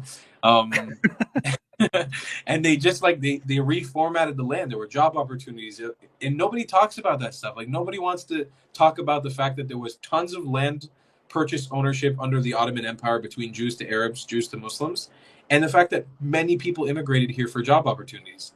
Like, it's just convenient to just erase that for some reason. Yes. There is a book which very briefly covers the history of the land in terms of economy, but I think it's called The Economic History of the Middle East, 1820 to 1914 or something like that.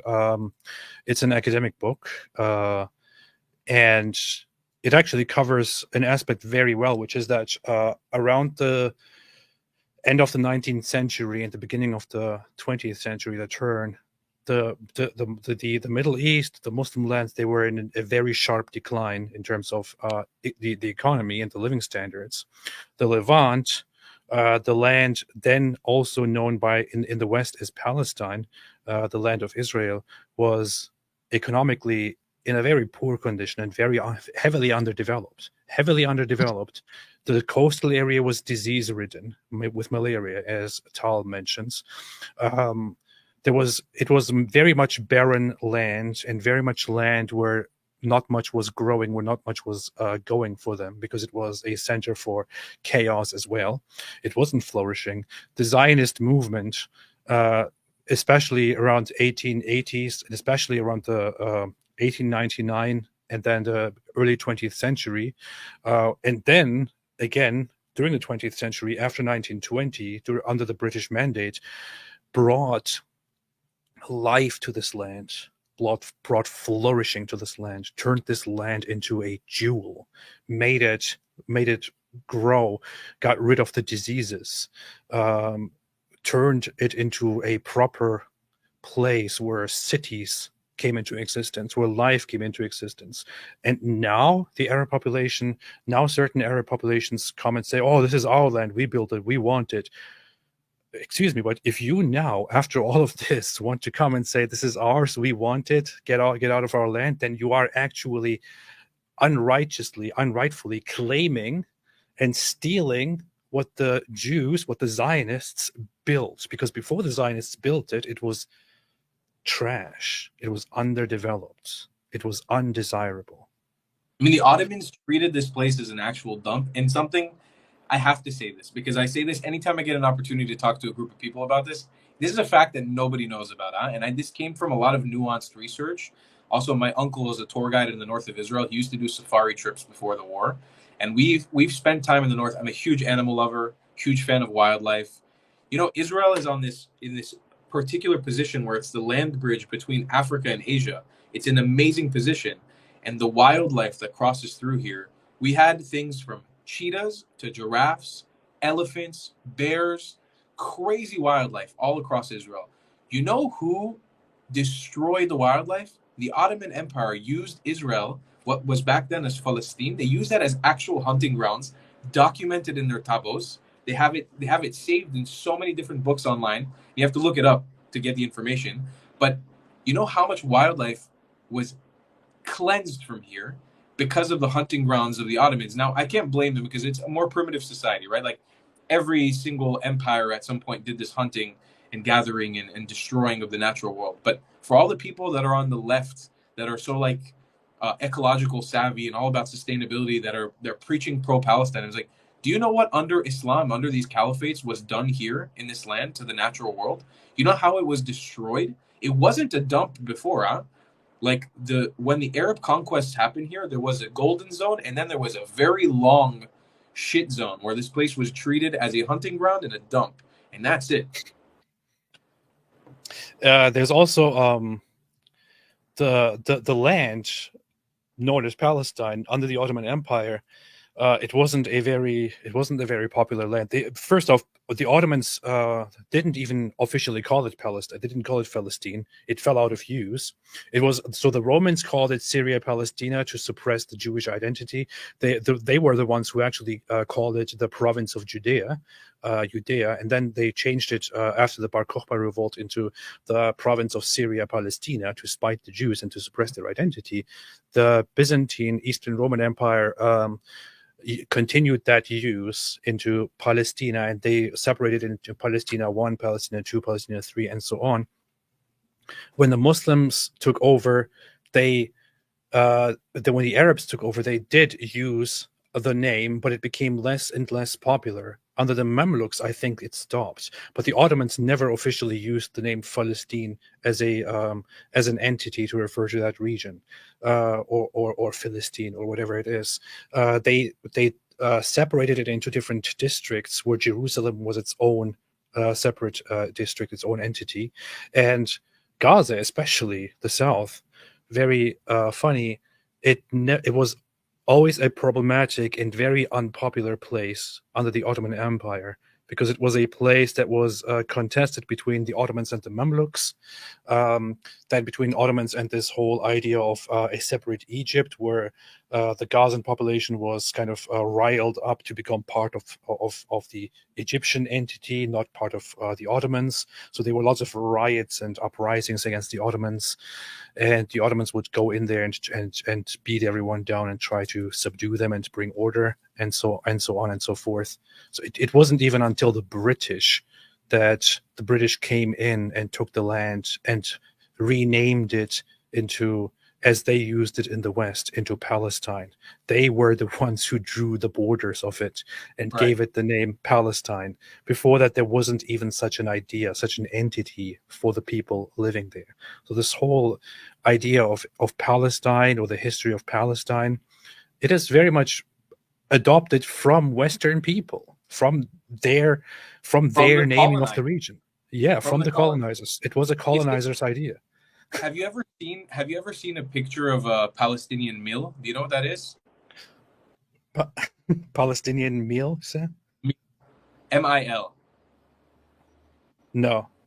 Do you mind pulling up a picture real quick? It's just, I think it's really important. I carry this around in my wallet. I've carried this around for almost 10 years as I've been traveling. I'll show it, but okay, yeah, I have, yeah. In my opinion, this is one of the most important. You probably can't see it from, or maybe you can, but if you pull up a picture, it might be better. This was the currency, for people who don't know. This was the currency of the British Mandate of Palestine. I have two coins here. One's from 1927. The other one is from 1946. Yes, beautiful. Yeah, that's the exact one that I have. Amazing. Yeah. This right here, in my opinion, is one of the biggest proofs. And I've seen this YouTuber. I always call him out. His name is Golden Gully. He's a Pakistani food YouTuber who's super anti-Israel. He's preached some disgusting, anti-Jew, anti-Israel sentiment since the war has begun. And he wears a T-shirt of this shirt. And he's Muslim, of course. He wears a T-shirt of the shirt, and I'm always like, dude, what the fuck? Do you know what you're wearing on your shirt? Most people don't know this. This right here, the coin, says Palestine in 3 different languages. It says Palestine in English, then in Arabic it says Palestina, and then in Hebrew it says Palestina. But there's a parenthesis right next to the word Palestina, and it says Aleph Yud, the letters in Hebrew Aleph Yud, which stands for Eretz Israel. So even back then, during the British Mandate of Palestine, there was never a point in history and time where this land was not commonly referred to as Israel or Judea, ever. It never happened. In fact, this was decided in, I think it was part of the 1922 declaration of the mandatory Palestine by the League of Nations, where it was officially recognized in writing. It was officially recognized that the land would be known in as Palestine, and in parentheses as Eretz Israel, the land of Israel, abbreviated as Aleph Yud. So that this was actually internationally recognized. It was internationally recognized by the League of Nations and by Great Britain, because the idea was that this is the land of Israel as the Jewish people see it, and it serves in order to recreate the Jewish homeland and to recreate a Jewish state. So this was, as early as the early 1920s, recognized internationally. So when people go to this, I also made a post about this using a different coin here a while ago. I pinned this. I should probably make another one. I should probably make a video on this. But I used this very same thing here and highlighted these parts. You can see here Palestine in Arabic, Palestine in English, Palestine in Hebrew, and then the same thing here again, Eretz Israel, Aleph Yud, which was officially, and these were printed under the British Mandate. This was not just fabricated by Jews or whatever. It was printed. It was done under the British Mandate, and they recognized it this way. It was the land of Israel for the creation or recreation of the Jewish homeland. And one very important thing to recognize is also the document itself. And I want to actually pull it up if I can quickly find it. Here, the Avalon Project is a very good website which summarizes, or which has a lot of the documents of the League of Nations and the United Nations. You can find the declaration issued in 1922 right here, the Palestine Mandate, the Council of the League of Nations, and it says something very important here. It says here, right at the beginning, whereas recognition has thereby been given to the historical connection of the Jewish people with Palestine and to the grounds for reconstituting their national home in that country. This was the whole purpose of this Mandate of Palestine. This document was issued by the League of Nations, which is what was in the place of the United Nations. This was the international goal of this whole entity, to create a Jewish homeland. So whenever people refer to this mandatory Palestine and say, look, there was a Palestine, what they're actually talking about is an entity to create a Jewish state, once again, known as Israel. That's that. These are the facts. You can't argue against the facts. Oh, no, you know what, AP, you know what people will say, though? They'll say that, no, this is all propaganda, and at one point, Jews and Muslims and Christians, they all lived 100% in peace in Palestine. And I just sent you a link on WhatsApp of, it's a great list that was made by medium.com that shows you literally a documented list of all of the massacres that happened in between the different caliphates that existed here, all the way until modern statehood of Muslims against Jewish people in the state of Palestine. So if anybody for 1 second wants to flip that on its coin and say, yeah, Jews lived in Palestine, but it was all peaceful until the Fire Nation attacked, until the Zionists came in and started making a mess and started causing issues. No. No. Big no. Muslims have been committing atrocities against Jews inside and outside of the Arab world and inside of Israel proper for literally 1,000 years. This here is lots of people who know my content, which is about Islam mainly, will be aware immediately of this. Ethnic cleansing of Jews from Mecca and Medina. Jewish boys were publicly inspected for pubic hair and executed if they had any. So this was primarily Medina. Medina was a oh my God, what? It was known as Yathrib, and was a city that was very funny, also built and brought into flourishing by Jews. Muhammad came, took over. He built his first Islamic state there in Yathrib, which came to be known as Medina. And he had all the major Jewish tribes. There were 3 main large Jewish tribes. He had them expelled or executed under different pretenses. And what was done was, especially against the one tribe, the Banu Qurayza, under the idea that they betrayed the Muslims and collaborated with the polytheists, the entire tribe was brought forth. All the women were taken as slaves. All the adult men were executed. And all the boys were inspected based on whether they have pubic hair or any development. And anyone who did was also executed. The rest was taken as slaves. And a complete eradication of a tribe, collective punishment, based on the allegation that they collaborated with the enemy.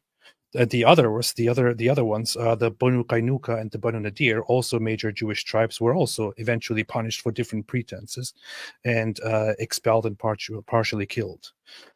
But yeah, no, it was all within reason. Yes. Jews being look at this, man. It's the list drives me crazy because it's so well documented, and it's like, I mean, my family was directly a part of it. The Iraqi Farhud that happened in 1941. People are like, 1948. That's the only reason why Iraqis kicked the Jews out. I'm like, no, baby. 1941, the Farhud happened. My family was directly involved in that. I have the stories. I was recording my grandpa, his family, my whole life about what they experienced in Iraq. One day they woke up. Doesn't matter. They were no longer Arabs. They were no longer Iraqi. They were Jews, and they needed to get the fuck out. That's it. They're done. They cannot live in Iraq anymore. And it's like, man, it riles me up. It drives me crazy when these people in the West are sitting there saying, like, you ethnically cleansed, you colonized, you white colonizer, you genocider. I'm like, man, the only genocide that's happened here was against Jewish people in the Middle East. It's clear as day. I mean, there's tons of ethnic minorities like the Copts, the Assyrians, the Kurdish, the Amazigh, the Berbers. There's so many ethnic cleansings that have happened by Arabs against minorities. But when it comes to the Jews, there aren't any left in the Middle East, really. They're very, very tiny populations compared to the almost million that existed. One of the most important ones here happens in the 19th century, around 1840. Persecution of Jews of Damascus. This was known as the Damascus Affair. It was an instance of blood libel, actual blood libel against Jews, where two individuals were killed, and it was blamed on Jews without any basis. And of course, it resulted in attacks against the Jews, discrimination against Jews, fleeing of Jews, flight of Jews, and sent shockwaves around the Jewish world. Once again, happened every so often that people find something to blame Jews and to attack them. But then the Jews are just supposed to say, oh, no, we live totally peacefully under the Muslim rule. We don't need our own state. We can just live here and have peace and all that.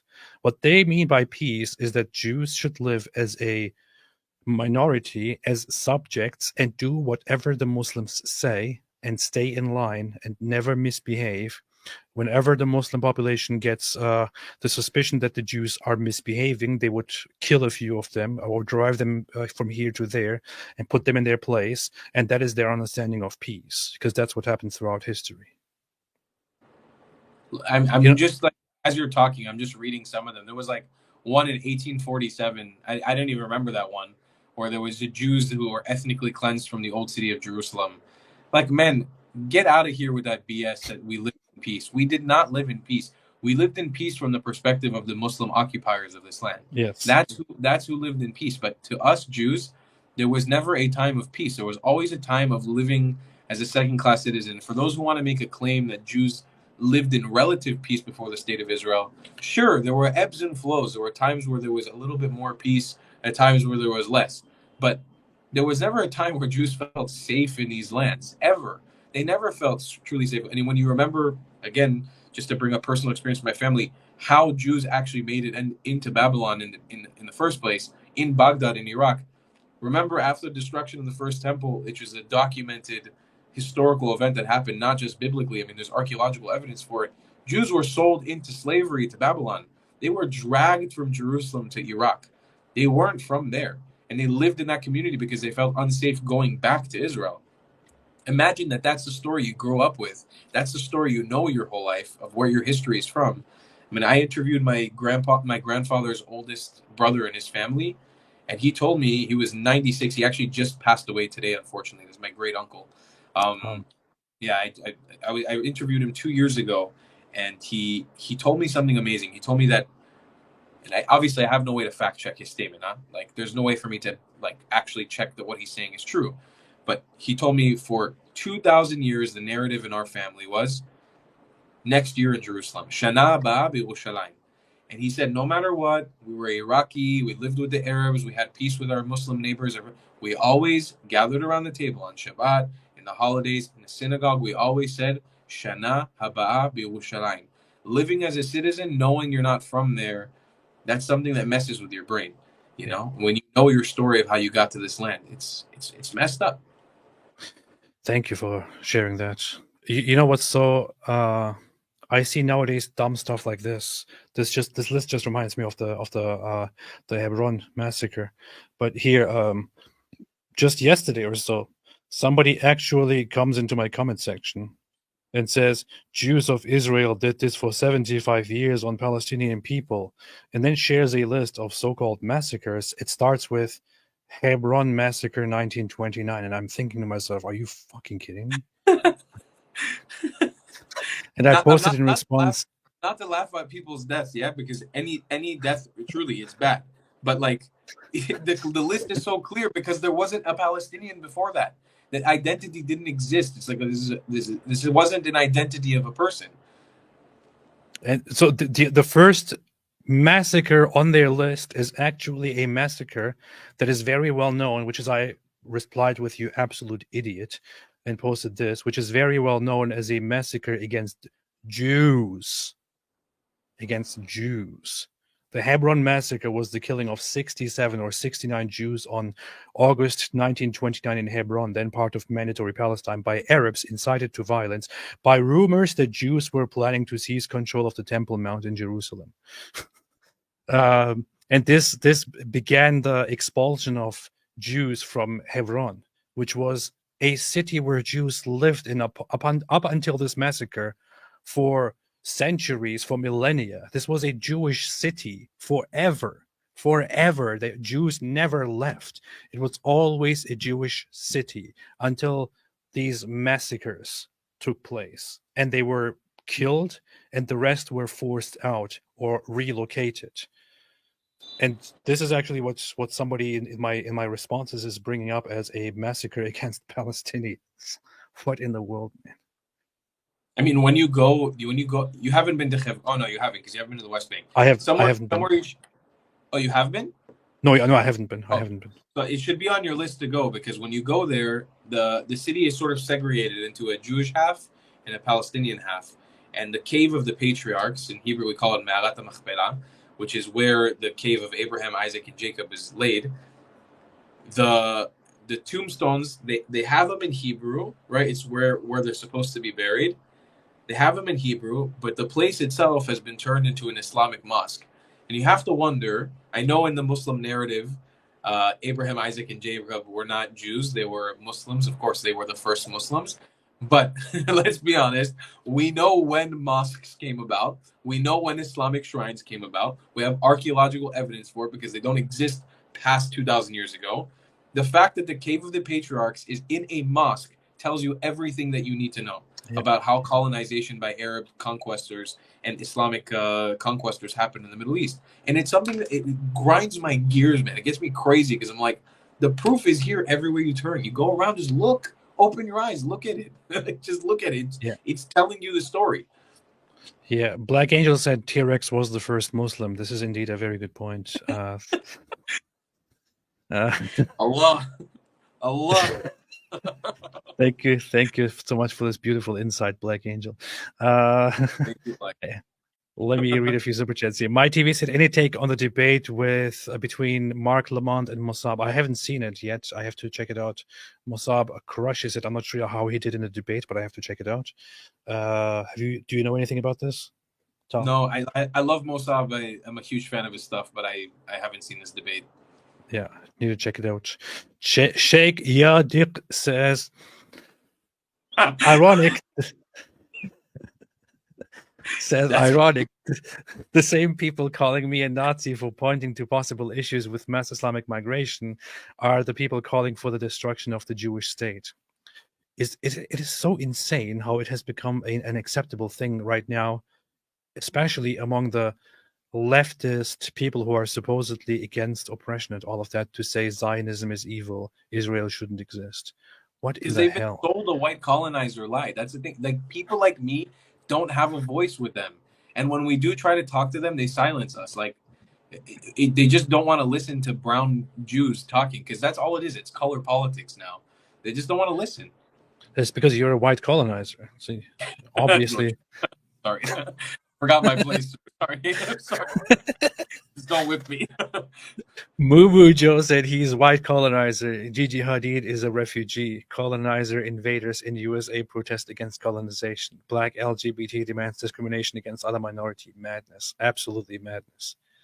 Absolutely. It's so funny to see how in the Middle East, in Israel, the Palestinians protesting are the heavy anti-LGBT, heavy backwardness people who want to see the LGBT crowd dead. And in America, you have these gay guys being like, free Palestine, free Palestine. My favorite is, there was a video last week, some city in the US where there was like an openly gay LGBTQ supporter who was chased out of one of the crowds by like a woman in a hijab, and she was like, "Shame on you! Shame on you! Shame on you!" And she's like, "Shame, shame." And you see the whole thing, and the other person's like, "But I just want to support you. I support Palestine. Shame on you." It's beautiful, beautiful cross-culture collaboration. I love it. It's amazing. That's amazing. I would like to see all the LGBTQ plus community go to the Palestinian territories, maybe go to the West Bank and organize a march there to show their support. Actually, don't go because I really don't want to see you guys dead. Lil Ragesan made a super chat, which I also call super shekels, where he said, "Can I get one Palestine for free, please?" Yes, if you order one Palestine, you will get one free Palestine. 2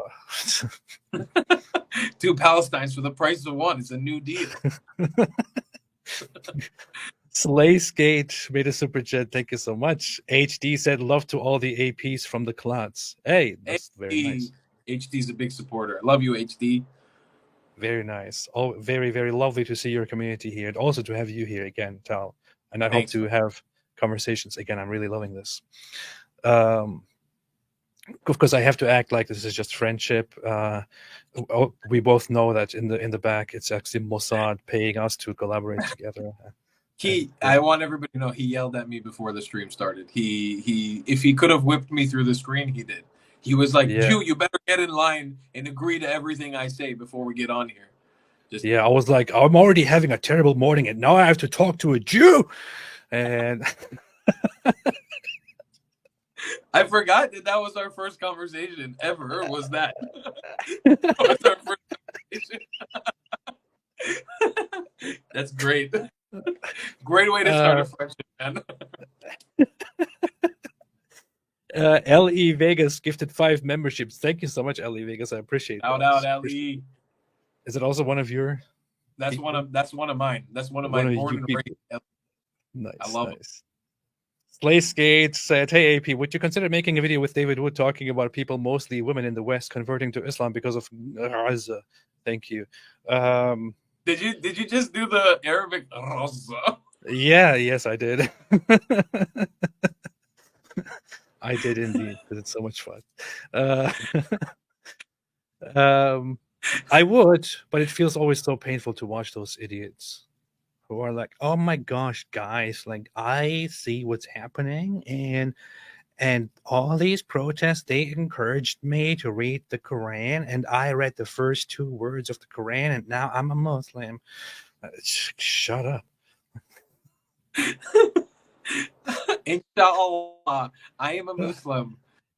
Actually, I would love to watch that video of the 2 of you. David Wood goes deep, man. I love how like he stings when he talks. I love it. I would love to see him do that.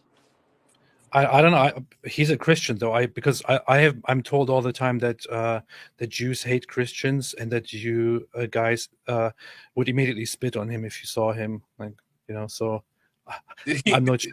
Did he get spit on a lot in Israel?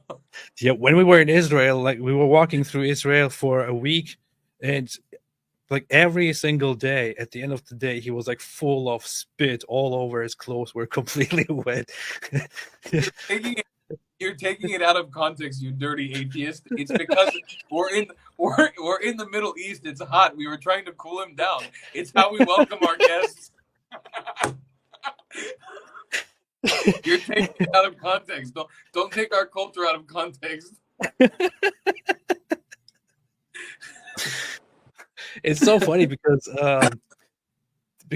David and I we're walking through Jerusalem, we're walking through Israel, everywhere, and the entire time he has this very visible cross on here, and everybody is totally nice to him. We go to the wall. We literally go to the Western Wall, and the religious guys there approach us and talk nicely to us and ask us what we're doing and why we're here, and are like, welcome, and I hope you have a good time and all of that. Ultra Orthodox Jews who are preaching to others are approaching us and are nothing but nice to us. But then David posts a video online, and then there are people who are like, "Don't you know that they hate you and they spit on you if you walk there?" Like,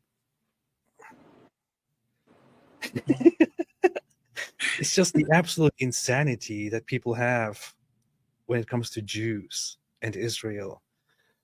There is no limit to People it. don't realize life is hard in Israel. People don't understand this. Life is really hard for every citizen, whether you're Muslim, Christian, or Jew. It's hard to be in Israel in general. It's a hard life.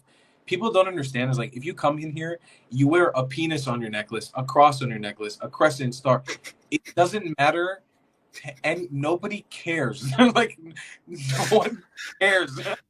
There isn't a concept here in this country of like, oh, there's a foreigner. We care about like.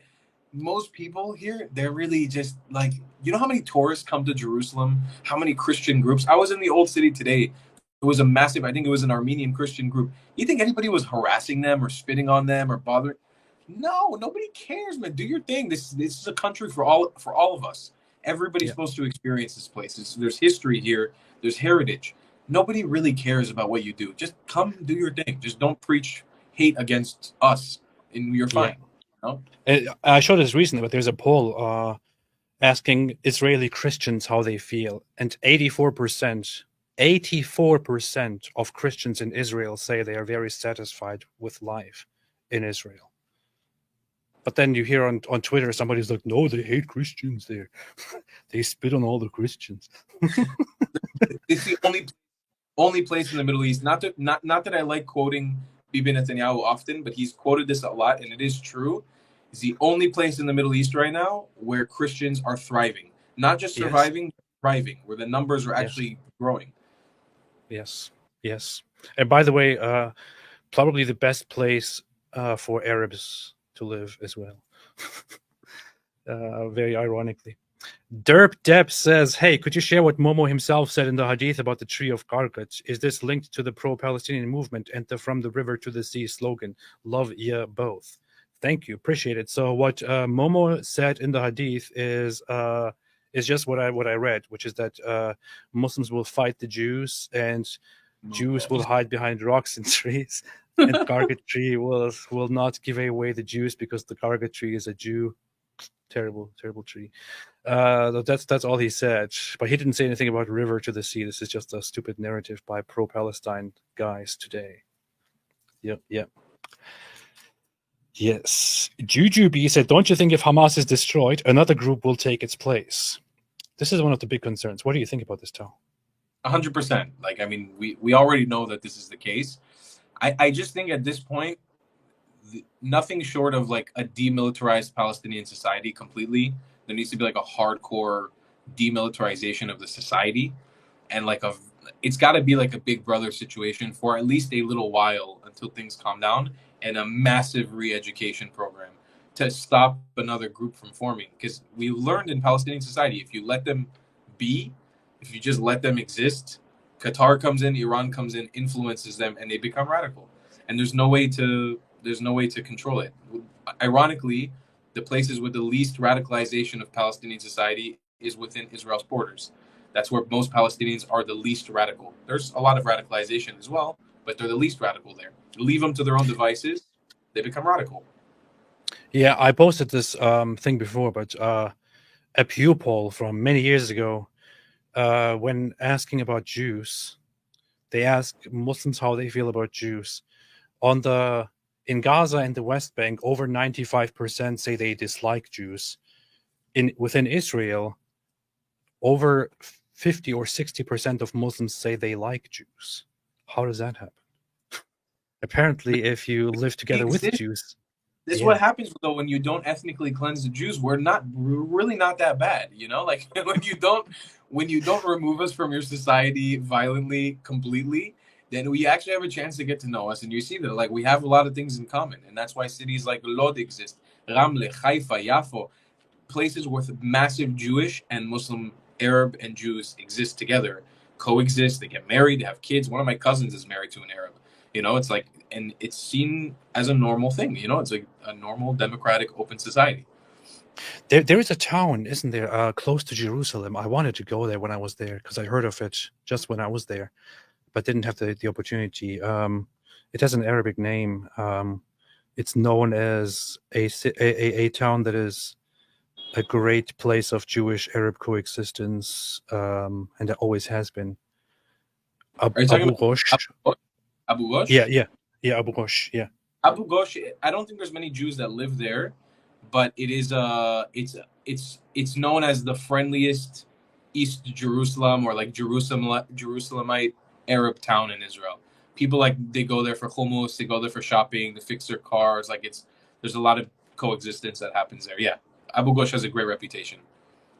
I wanted to go there and film something there for the channel. I didn't have the opportunity because when I was in Israel, for some reason, when I was planning the trip, I thought I will have plenty of time to do all kinds of different things. Once I got there, I was just without resting, running around 24/7, sleeping very little, waking up in the morning, drinking 2 cans of energy shot coffee, and then running throughout the day again, and so on. So I didn't have much chance to do anything. It was pretty insane. But that seems like an interesting place to research and look For at as sure. well. I watched you and David's whole stream. I think it was like a 4-hour stream when you guys were recapping the trip, and I was like, "Damn, you guys did a lot." But that's the thing about Israel, tiny country, so much to do. I mean, you could spend a lifetime here and not finish everything. Yeah. There was a funny. It wasn't funny. I always use the word funny when I describe things that are horrible, but it was. I think one of our last days. David wanted to go to Temple Mount and record a few videos, and I was the one who made that possible. I was the one who made time and said, okay, how about we move things around just so that on this day we can go to Jerusalem and we can go to Temple Mount and record your videos, and then once we're done with that we can go back to Tel Aviv and so on.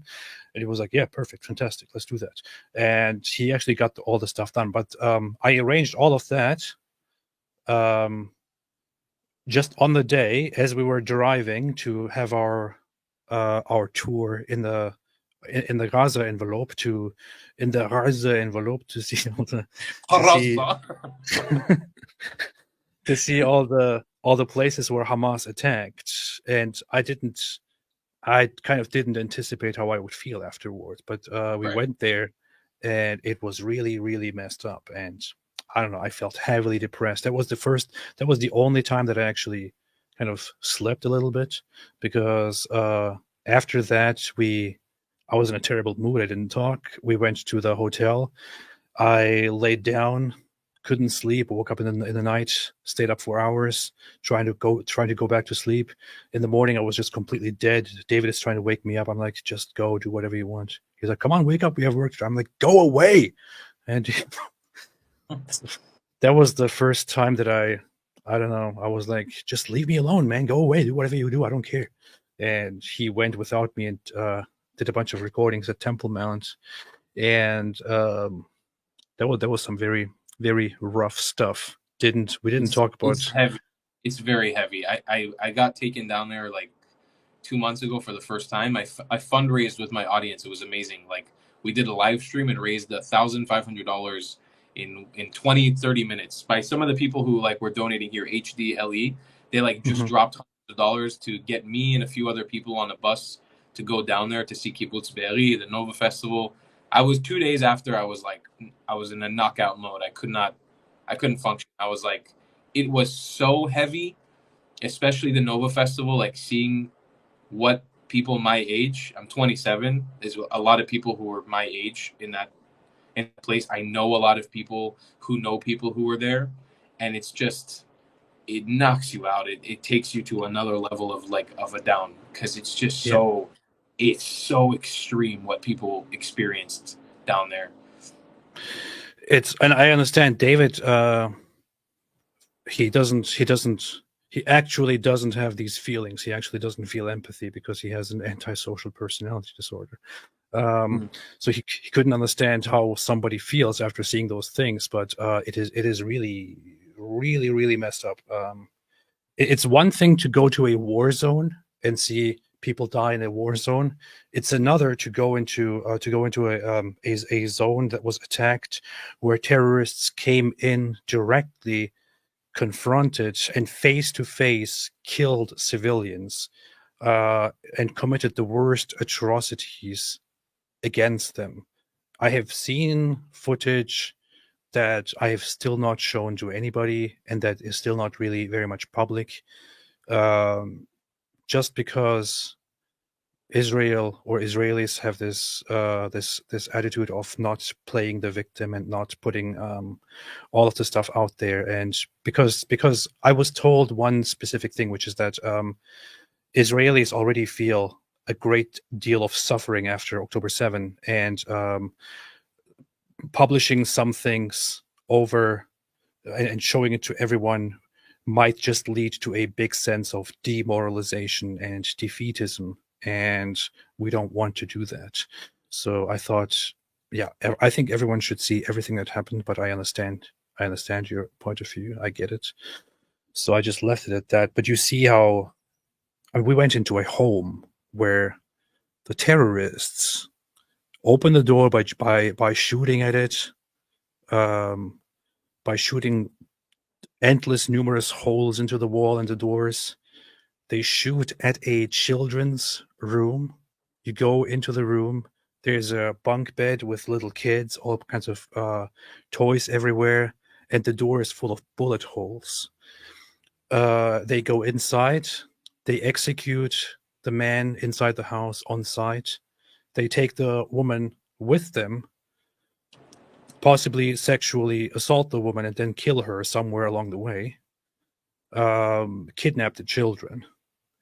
I don't know. It was just, I don't want to go back to it, but we'll talk about it again. I'll put stuff about that out there. Still needs to be done. We can't forget. It's really important, man. By the way, I personally appreciate it. Besides all the amazing things you do for Israel, talking about this stuff and keeping it fresh and like mentioning it. The shirt that you're wearing right now, like our common friend who put us together, Brian, he was a big part of that movement of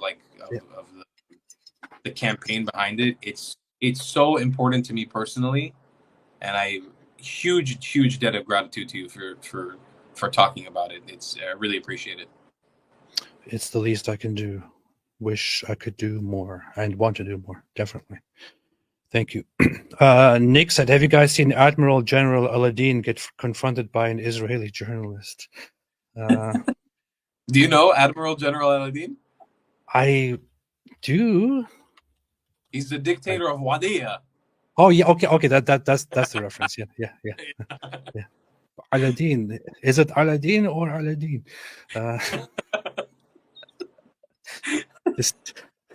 The stupid ideas. You are Aladdin positive.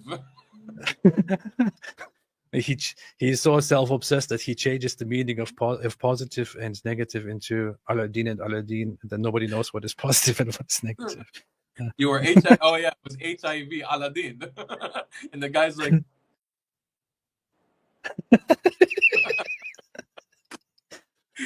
TV Talk with Avi said, you might have answered this before, but what religion were you raised and what do you follow now, if anything? Me, I was raised as a Muslim, as a Sunni Muslim in a Sufi order, and I am an atheist at this moment. I might have some more words about that. I don't know. I have been a little bit in a kind of a conflicting place ever since actually I went to Israel and came back, in terms of really belief. Did it have an effect on your spirituality?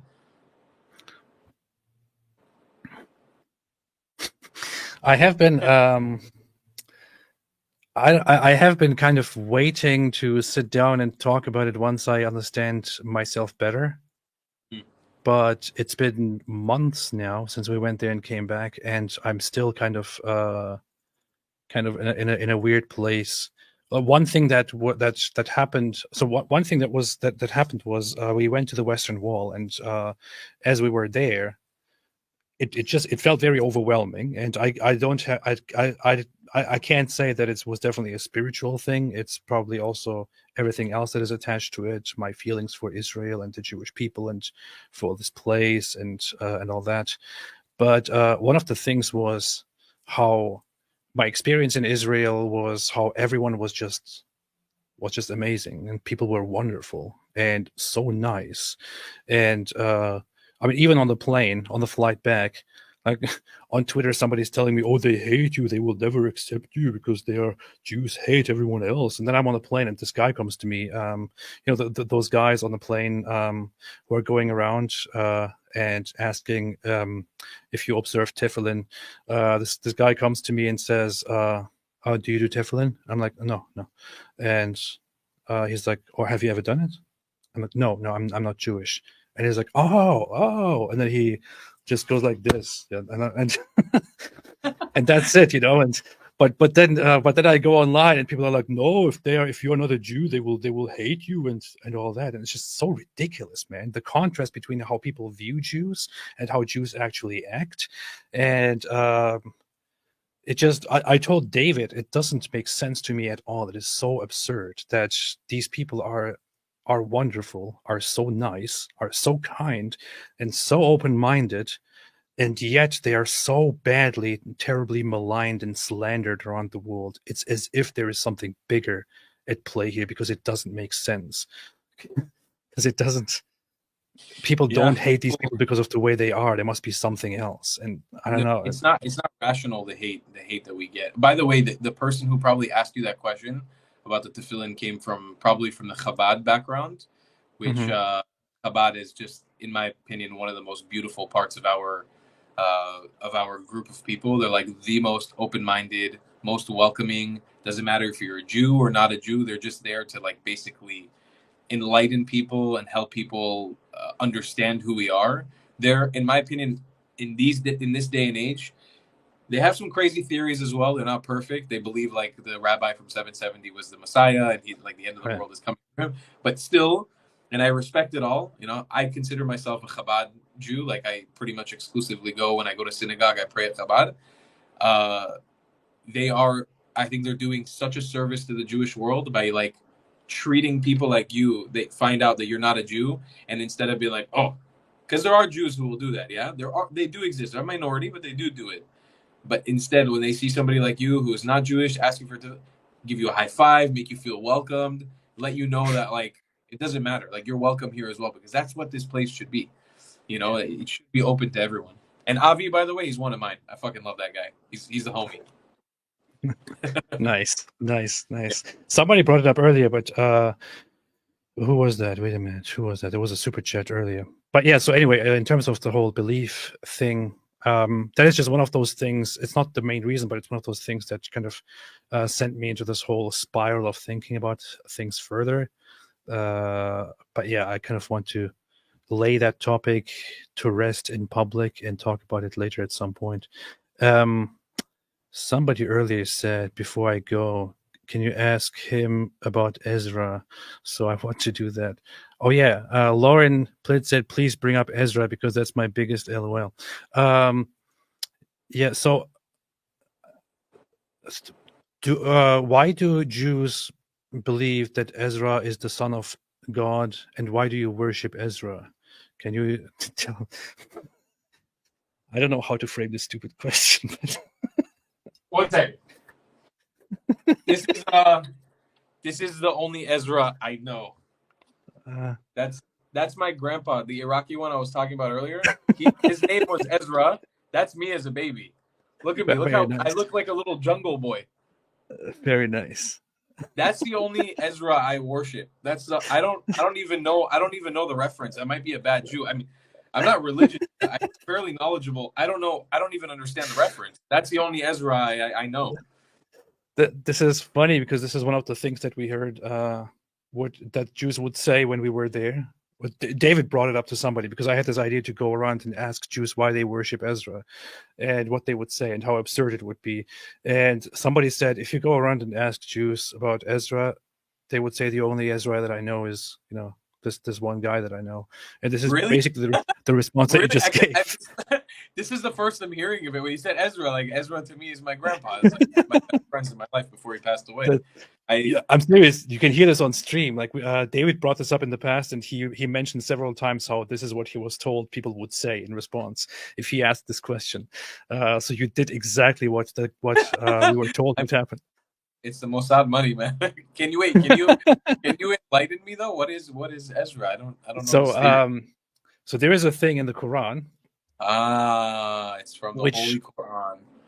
So after chapter 9, verse 29, which is the one that says, fight against those who don't believe in Allah or in the last day, and who don't consider unlawful what Allah and his messenger have made unlawful, and who do not adopt the religion of truth from those who were given the scripture. This refers to Christians and Jews. So if they don't accept Islam, then fight them until they give the jizya willingly while they are humbled. And then in 9:30, it says the following: the Jews say Ezra is the son of Allah, and the Christians say the Messiah is the son of Allah. That is their statement from their mouths. They imitate the saying of those who disbelieved before them. May Allah destroy them.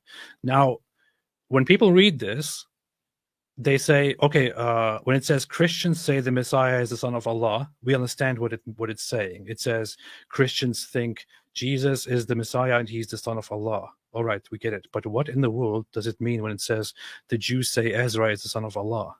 And it appears that the author of the Quran here made a mistake or misunderstood something and came to the conclusion that Jews have this belief that Ezra is the son of Allah and they worship Ezra.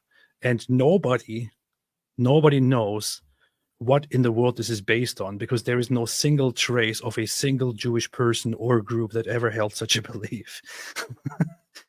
I think Ezra was a biblical character, but I don't. Yeah, he was a significant. scribe who is also responsible for, I guess, restoring and upholding the temple and all that, or for a practice of the temple. But he doesn't play a significance in terms of ever being considered the son of God or being an object of worship. This is just completely ridiculous. And people have been arguing about this forever. So somebody out here in the comments, Ezra, the Jewish god of speed. That's hilarious. Man. Ezra was the first Zionist. Ezra is scribe, but is not the son of God. Yeah, so there was probably a misunderstanding on what Jews believe about Ezra by Muhammad or somebody else. So this made it into the Quran, but it doesn't make any sense at all. And this is also further confirmed in a narration about Muhammad, where Muhammad says that after they die, Allah will ask the Jews, "What did you worship?" And they will say, "We worshipped Ezra." And he will then say, "Okay, go to hell." But it doesn't make any sense because there are no Jews who believe in such a thing. So it's ridiculous. Very interesting. Ezra means in Hebrew, by the way, Ezra means help. Ezra. It's like that's the or like to help. But I'm trying to find some rationale to justify the Islamic narrative, but I really can't with this one. It's kind of hard. Nobody can. You ask rabbis and they're like, no idea what's going on here. That's a funny one. The funny thing is people don't know about this kind of stuff, and Jews and many rabbis don't know about this kind of stuff because we talked about this before. Jewish culture and rabbis just don't have a history or a tradition of arguing with other religions or defending Judaism against other religions, which is why Jewish people are generally unaware of what Islam says. But Islam acts like Jews are all obsessed with Muslims, which is very funny. You know? It's always my biggest quarrel with like the Islamic narrative or any other religion that's come up to sort of conquest or like take over or mass convert people. Is like people don't know. We don't think in that way. Like we're very much in our own circle because we don't see Christianity or Islam or any other religion as like a competition or something we need to aspire to be like, or it just doesn't. You don't grow up with those concepts. You don't learn about Christianity and Islam. You don't learn about the characters in their books. You just stick in the pool of Judaism. That may be a bad thing, and maybe we should have a more widened view, but I think it proves the case of our innocence more than anything else. Like we're not really looking to know or argue about this stuff. Yeah. Halloumi Cheese made a super shekel and said, how did Iran, Hamas, and proxies manage to romanticize the concept of Islamic jihad around the world? It is a mystery, but just by playing the victim and appealing to the Western idea of oppressor and oppressed. That's the easiest explanation. The West sort of came up recently, the last like 20 years, with these concepts, and the Islamic world sort of went hand in hand with it. While they're complete opposites, they grew together this beautiful cooperation without even knowing. Yeah, it is ridiculous. Absolutely ridiculous. Gender mapper. I lived in a village near East Jerusalem. I travel home at night on the light rail with my hand on my weapon. I am a woman, and I lie in my bed thinking, are savages coming to rape me tonight?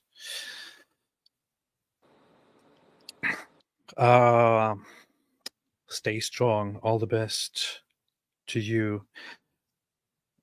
This reminds me of somebody that I talked to, a very young woman, when I was in Israel. She grew up in a settlement that is actually a very small one, a very small town. I don't know. She told me the stories, and I still have them on recording, but she didn't want to be on video. She was way too shy. So I had a conversation, an audio recording conversation, which I still want to kind of put out at some point, but I don't know exactly how I want to do it. Any ideas are totally welcome. But she grew up in a village, in a town where, and she's very young, but their house was set on fire when she was like 13 years old or so by people just throwing Molotovs and things like that over a fence. And then they lost their home, had to go back, had to go somewhere else, and then return after a year or so.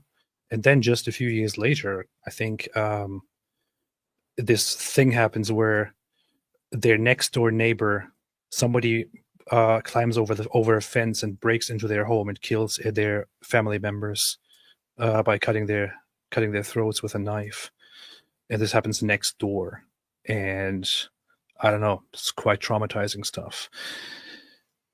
I probably should publish all these things, but people go through some really, really messed up stuff in this region. Dude, my parents grew up in a very fucked up situation. Like, I was on a live stream maybe 2-3 weeks ago. My mom is visiting here in Israel. Like, I haven't seen her in 2 years, so we've been hanging out a lot. And she happened to be in the same room as me in the stream, and I have this recorded on live. Wasn't planned out. Wasn't some weird YouTuber stuff. It was towards the end of my stream. An ambulance siren was just hanging out a little bit too close to the building for a little bit too long. And my mom freaked out. Like, she started running around the house like, it's happening, attack, the Iran attack. It was before the Iran attack, when all the hype was building up. And she did this like live on my stream, and my whole audience got like, we were all silenced because I was like, look, this is a woman who's almost in her 60s, who's dealing with a serious generational trauma, not only from what her parents dealt with, like my grandparents, but what she grew up in through all these wars, all the intifadas she lived through as a kid here in Israel. Like, people here are seriously, they show a very good face on the outside, but everyone here is traumatized to a certain extent. And it's a traumatization that's based off of an ethnic or a desire to ethnically cleanse. Palestinians' trauma is real too. Yeah, people they go through horrific things. They have been going through horrific things. I can also sympathize with that, but Palestinians don't have a fear of being ethnically cleansed. Arabs don't have a fear of being ethnically cleansed. When Jews fight, or the fear that they feel is an actual fear for survival. It's a fear of, whoa, there's a lot of people out here who want to see us go away completely. And that's like the type of fear that like I was raised with, of like, you know, one day somebody might try to kill you just because you're a Jew. Yeah. That is the reality and the ways of the world. Tanky said, I saw a video of the IDF handing out supplies to Palestinians when Hamas refused to help them. Is there any way to donate to the IDF for Gaza? I'm not sure if there's a way to specifically do that, but there are ways to... There's Friends of the IDF, FIDF, great organization. You can also sponsor individual soldiers. Like this week on my channel, we raised over $1,000 for a really good friend of mine who's a soldier in Gaza. But you can find causes like this all over Israel just by contacting organizations like Friends of the IDF.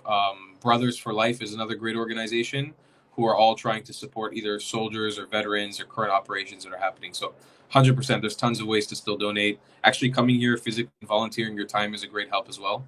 But is there a fund or anything for for IDF efforts to actually distribute aid in Gaza or anything like that? Or because the thing is, what they're doing is they're distributing aid that is already coming to Gaza, and they're prevented from doing so by Hamas. So you can't. I'll say that I'll not to doubt the commenter who wrote this super chat, but I don't think there's any sort of official efforts by the IDF right now to hand out food. That might have been a fluke effort that somebody happened to catch on camera. But I think right now the IDF is not, they're not handling, from my knowledge, they're not handling any distribution of aid. That's all being handled by like the Red Crescent, the UN, and all the organizations that don't have their shit together right now, like trying to hand out supplies. But, yeah, all they're doing, to my knowledge, is that they're generally at points of distribution, the IDF is standing by to oversee the distributions, because there have been lots of monkeys instances from Hamas keep trying to come in and yeah. I mean, you've seen the video, you see them like riding on top of the trucks, like shooting at their own civilians. Yes. Oh, you have videos out there even proudly being shared by people who are supporters of Hamas, throwing rocks at aid trucks and trying to stop them and things like that. And then they blame it on Israel. So messed up. PC, it was always Jewish land. Judea is its ancient name. This is true. It was known as Judea, or in Latin as Judea, and so on. Long time ago, even by the Romans themselves. Amen. Baby. Even the Romans themselves called it like that. You better believe it. That's a good. Get a little American twinge in that one, eh? Yeah. Doing my best. Top Viral says, peace and love from Jerusalem, the forever capital of the Jewish people. Peace and love back to Jerusalem. I loved Jerusalem when I was there. Loved it very, very much. Although we had a disagreement with David. He was like, I would totally come and live here. And I thought, I get it. I understand it. And I would love to come here to visit every now and then, but I'm not sure if I want to come and live here, because it's like, it seems to be a place. It's great. It's a very intense place. I love Jerusalem. Crazy about that city. It's one of my favorite cities. I travel to it often. I love the food scene there. I love the people there. But living there, it's a bit crazy. It's a little too intense. Yeah, and people on both sides, both in the Arab East Jerusalem and the more modern West Jerusalem, both sides told me this is a very good place to visit, not necessarily a great place to live. So because there are always tensions. There's always like this whole idea of, oh no, center of attention of the world. But fantastic food, man. I had some of my greatest food dinners there. There was actually a restaurant. There was like a seafood restaurant. I forgot its name that we went to, where I had the best seafood that I've ever tasted in my entire life. In Jerusalem? Yeah, in Jerusalem. Wow. Do you like like Middle Eastern Mediterranean food? Do you connect with the like? I do. I love shawarma, for example. I loved it. I ate it almost every day when I was there. Yeah, the shawarmas, specifically in Jerusalem, shawarmas are fire, man. If you come again, bro, I gotta take you to have some like Iraqi Jewish food. It'll drive you crazy. It's so good. I should. That would be good. That would be good. That would be nice. Yeah, man. That would be nice. One of the amazing experiences that I actually personally had was so one day I left David in Tel Aviv to do some stuff, and I had to go to Jerusalem to actually have an interview with Fleur. And after I was done, I was just looking to get back to Tel Aviv again, but then I thought, hey, you know what? How about I take a little bit of time and just walk around Jerusalem. And I walked around East Jerusalem and the old city a lot. I thought, how about I go to the western part and look at the modern city of Jerusalem? And I went there, and it was fascinating to walk through this place. It felt like I was walking through a European city, like I was walking through a place in Italy or something. It was wonderful. It was so developed, was so mixed with all kinds of people of different skin colors, contrary to popular belief.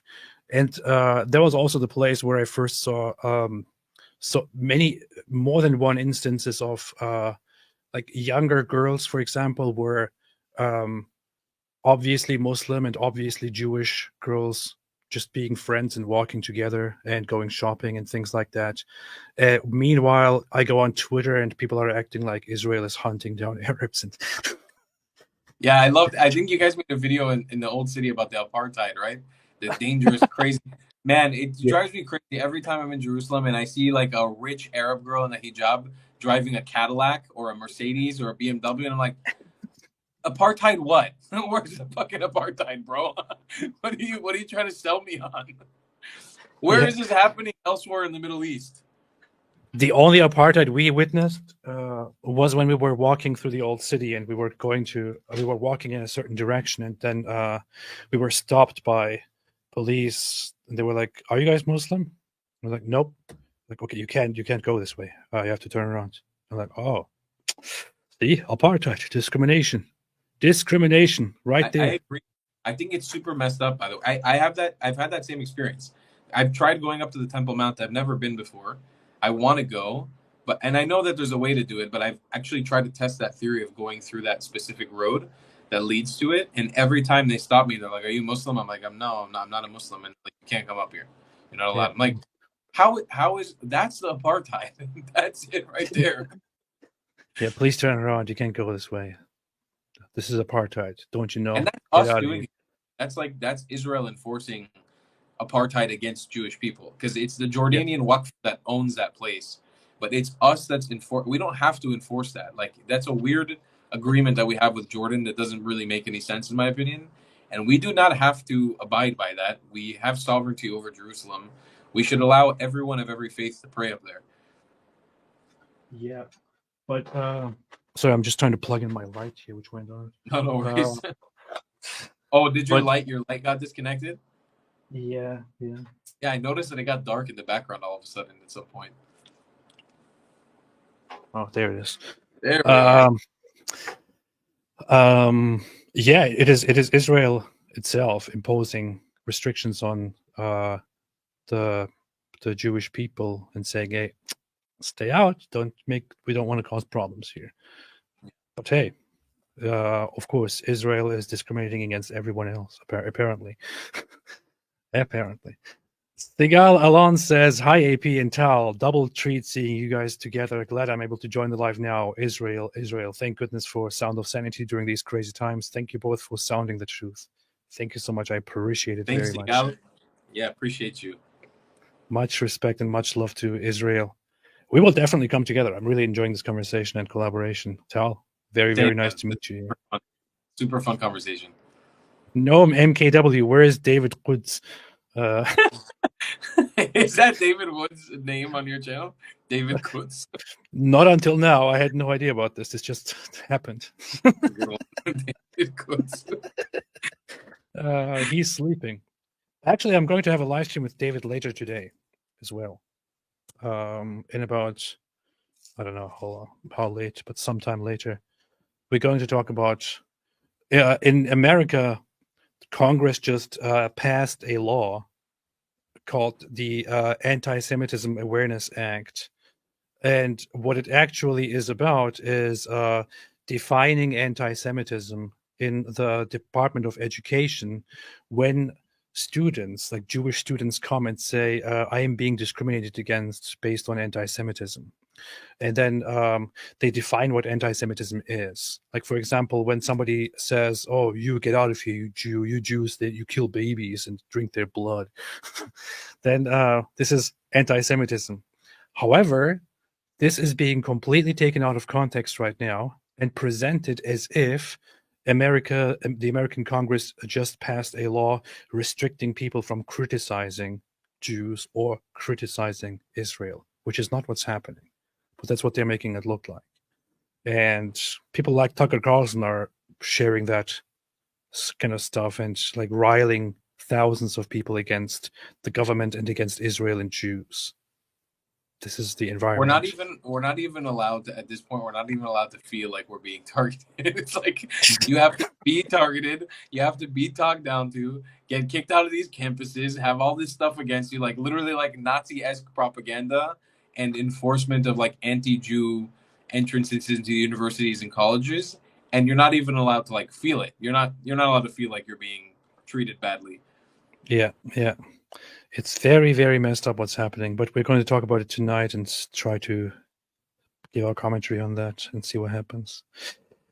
People are vile. Chrome said, Ani Mishpacha, one of our greatest allies, together at last. What does that mean, Ani Mishpacha? Who is that? What is that? Mishpacha means family. Annie, I don't know why he wrote Annie, but maybe he tried to say we're family. Chrome is one of my peeps as well. A lovely guy. Nice. Yeah, Mishpacha is family. So nice. Okay, I knew I heard that before. Y'all vibe great on the live stream together. Indeed, yes. This is very, very nice. Thank you. Sid Dave said, why do Jewish people not actively come out to refute Islamic doctrines like Abraham traveling to Mecca? They have appropriated your figures as their own. I have my own take on why Jews don't engage in any of this kind of stuff, but is there anything you want to say about that, Tal? I'll say it openly. I think most Jews don't know, and the ones who do know don't care. That's the reason why. That's exactly. I was just going to say because Jews just don't care, but yeah, that's like pretty much it. You couldn't get most Jews to care enough about doing that because it's not taught in our circles. Maybe you have a point. Maybe it should be and maybe we should take a stance against it.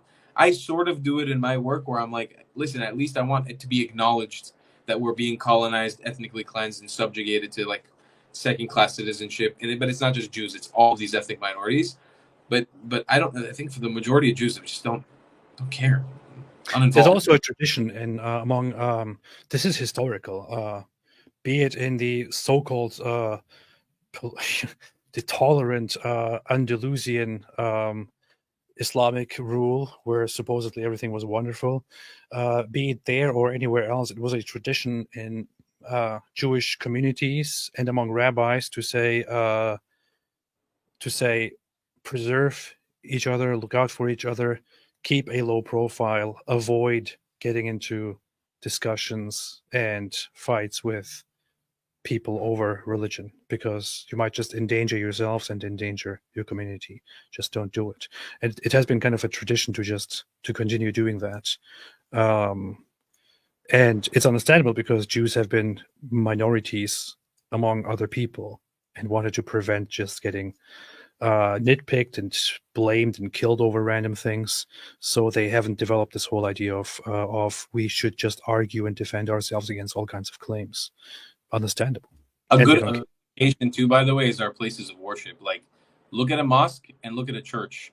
You know, mosque, massive minaret, huge dome, calling out to prayer publicly for everybody who's in there 5 times a day. Church, ringing the bells, giant tower generally. Synagogue is usually a box. A synagogue is just a room. Doesn't need to be. There are some extravagant synagogues, but 99% of the time, it's just a room. We don't care about making the whole world know about us. We're comfortable just being in our little circle. Yep. Chad Matt says, Allah commands me to give you the doner kebab. I mean, you can't get it. I can't even have a doner kebab today. Sheikh Yadik says, planting me some karga trees and purchasing a 95 to do my part to protect the Jews. Nice. Shukran, Sheikh Yadik. Dave, in order to expose Islam, we need a Mo movie so that people can visually see what he did, and his marriage with Aisha Zainab. Muslims would be humiliated. I think I'm totally for making a movie about the life of Muhammad, but it would be very problematic. Yeah, that would be like an actual death wish, huh? Like you could get really targeted with that. Yeah. Here's the thing. People know that I was working at some point on a series, and I published only one episode of it called The Prophet Tales, which I found personally hilarious. I wrote the whole script and did it together with a guy named Saiten, who did all the cartoon and animation and all that. And I was going to continue with that to create eventually a whole movie about Muhammad's life in cartoon form. However, after October 7, Sayetin and I fell apart a little bit because it turns out, and he never told me about this, he just stopped responding to me. It turns out that he doesn't like Israel and doesn't like Jews, and he sides with white nationalists, conspiracy theorist kinds, with Nazis and things like that, which is why he kind of broke up with me without telling me. So that project has been kind of on pause. It's not going to continue. I kind of want to hire somebody else to do that together at some point, but yeah. I'm sorry your romance with him went down the drain, but maybe a good good breakup sex could be doing it with a Jew. Continuing the series with a Jew. That's a good idea. Maybe. I would hop on board with that. It could be good revenge. Like that could be a good thing. Let's see. Yeah. Chad Man said Kosovo is Serbia.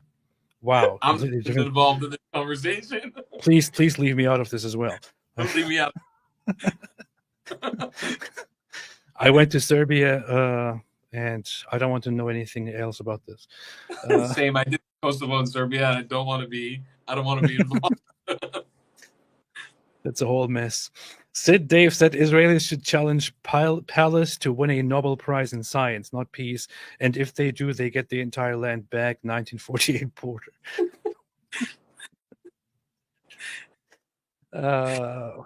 What say?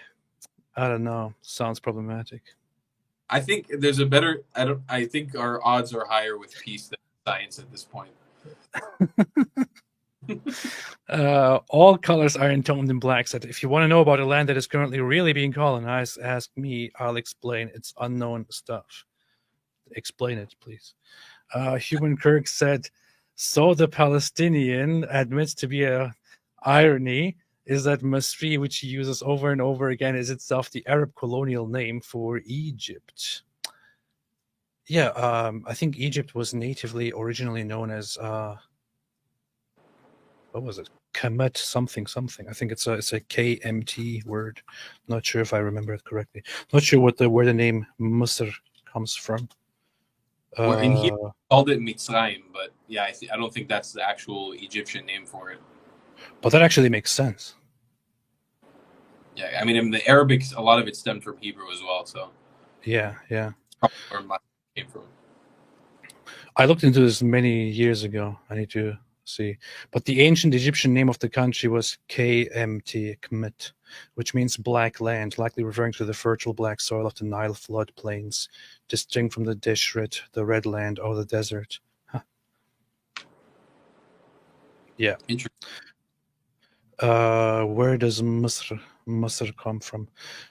Late Memphis, meaning home of the Masr, Arab pronunciation. Masr is the classical Quranic Arabic and modern official name of Egypt, while Masr is the local pronunciation in Egyptian Arabic, which comes from Semitic origin, directly cognate with other Semitic words for Egypt, such as the Hebrew Mitzrayim. The oldest attestation of the name for Egypt is Akkadian Misru, related to Misru, meaning border or frontier. Okay, well, learning a lot of stuff here. Yeah. From old Akkadian. Wow, interesting. TV Talk with Avi says Traveling Clot is the goat dropping tooth bombs. Pardon the pun, LOL.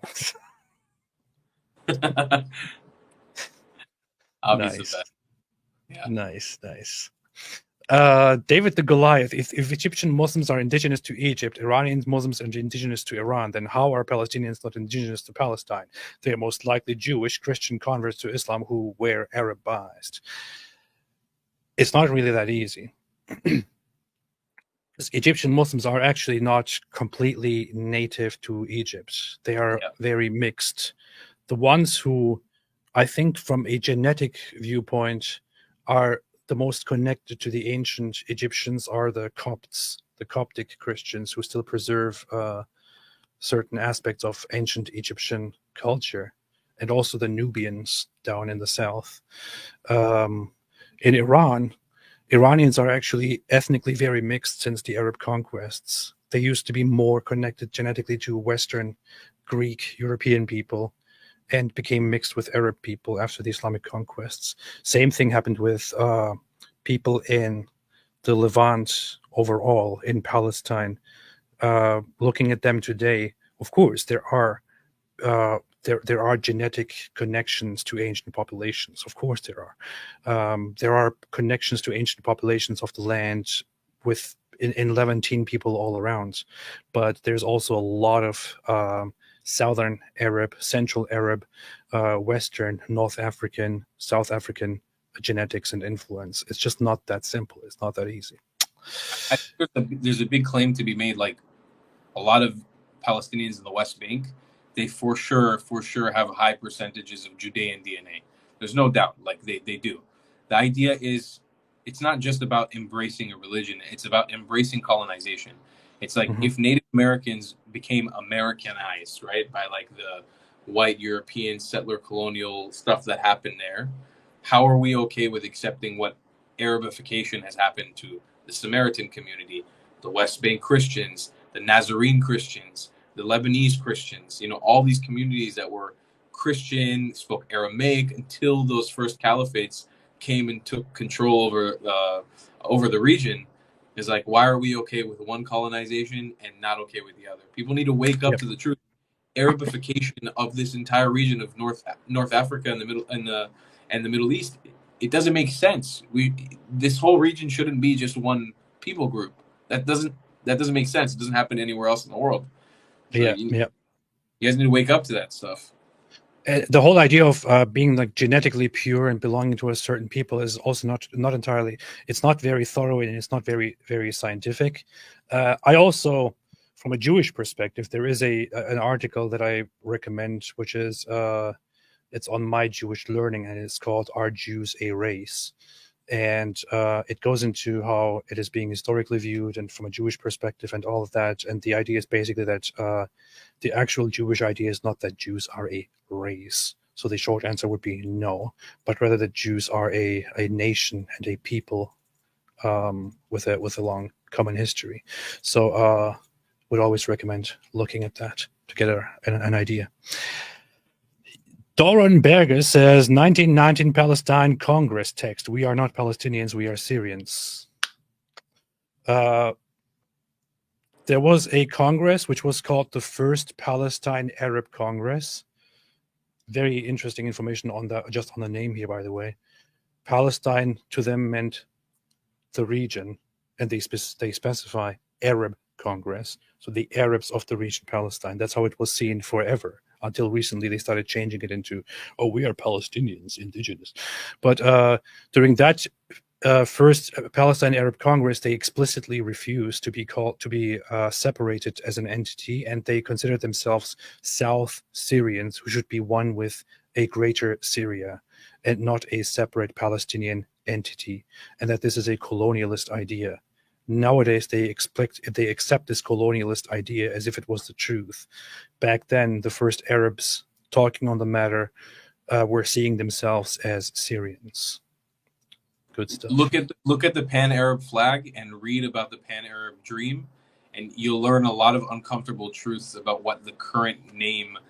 When I uncovered that box, I couldn't unsee it. It's like that flag and the Pan-Arabism, the ideology of unifying under one Pan-Arab state, similar to Yugoslavia, that did not work for the Balkans. It would have never worked for the Arab world. You have to read about that stuff to understand. Like anybody who's listening to this right now, please read about Pan-Arabism. It's the cancer of what caused the issues in the Middle East, in my opinion.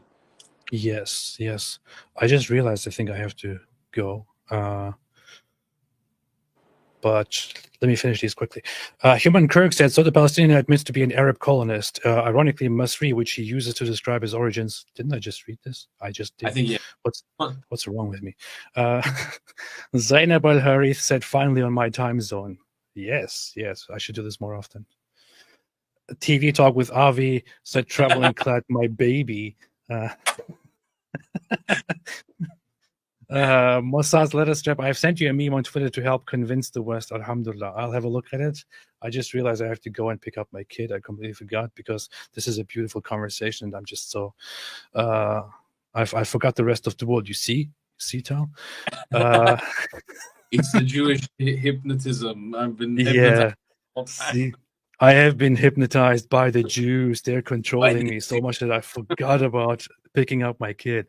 Leica said, atheist, agnostic, and secular Jews are fairly common. It's about practice and custom. You're welcome if you want to convert. Alhamdulillah. Alhamdulillah. Inshallah. Inshallah, I will think about this. Inshallah. Michael says, if you have to choose between 1.6 billion Muslims and Ezra, who do you choose?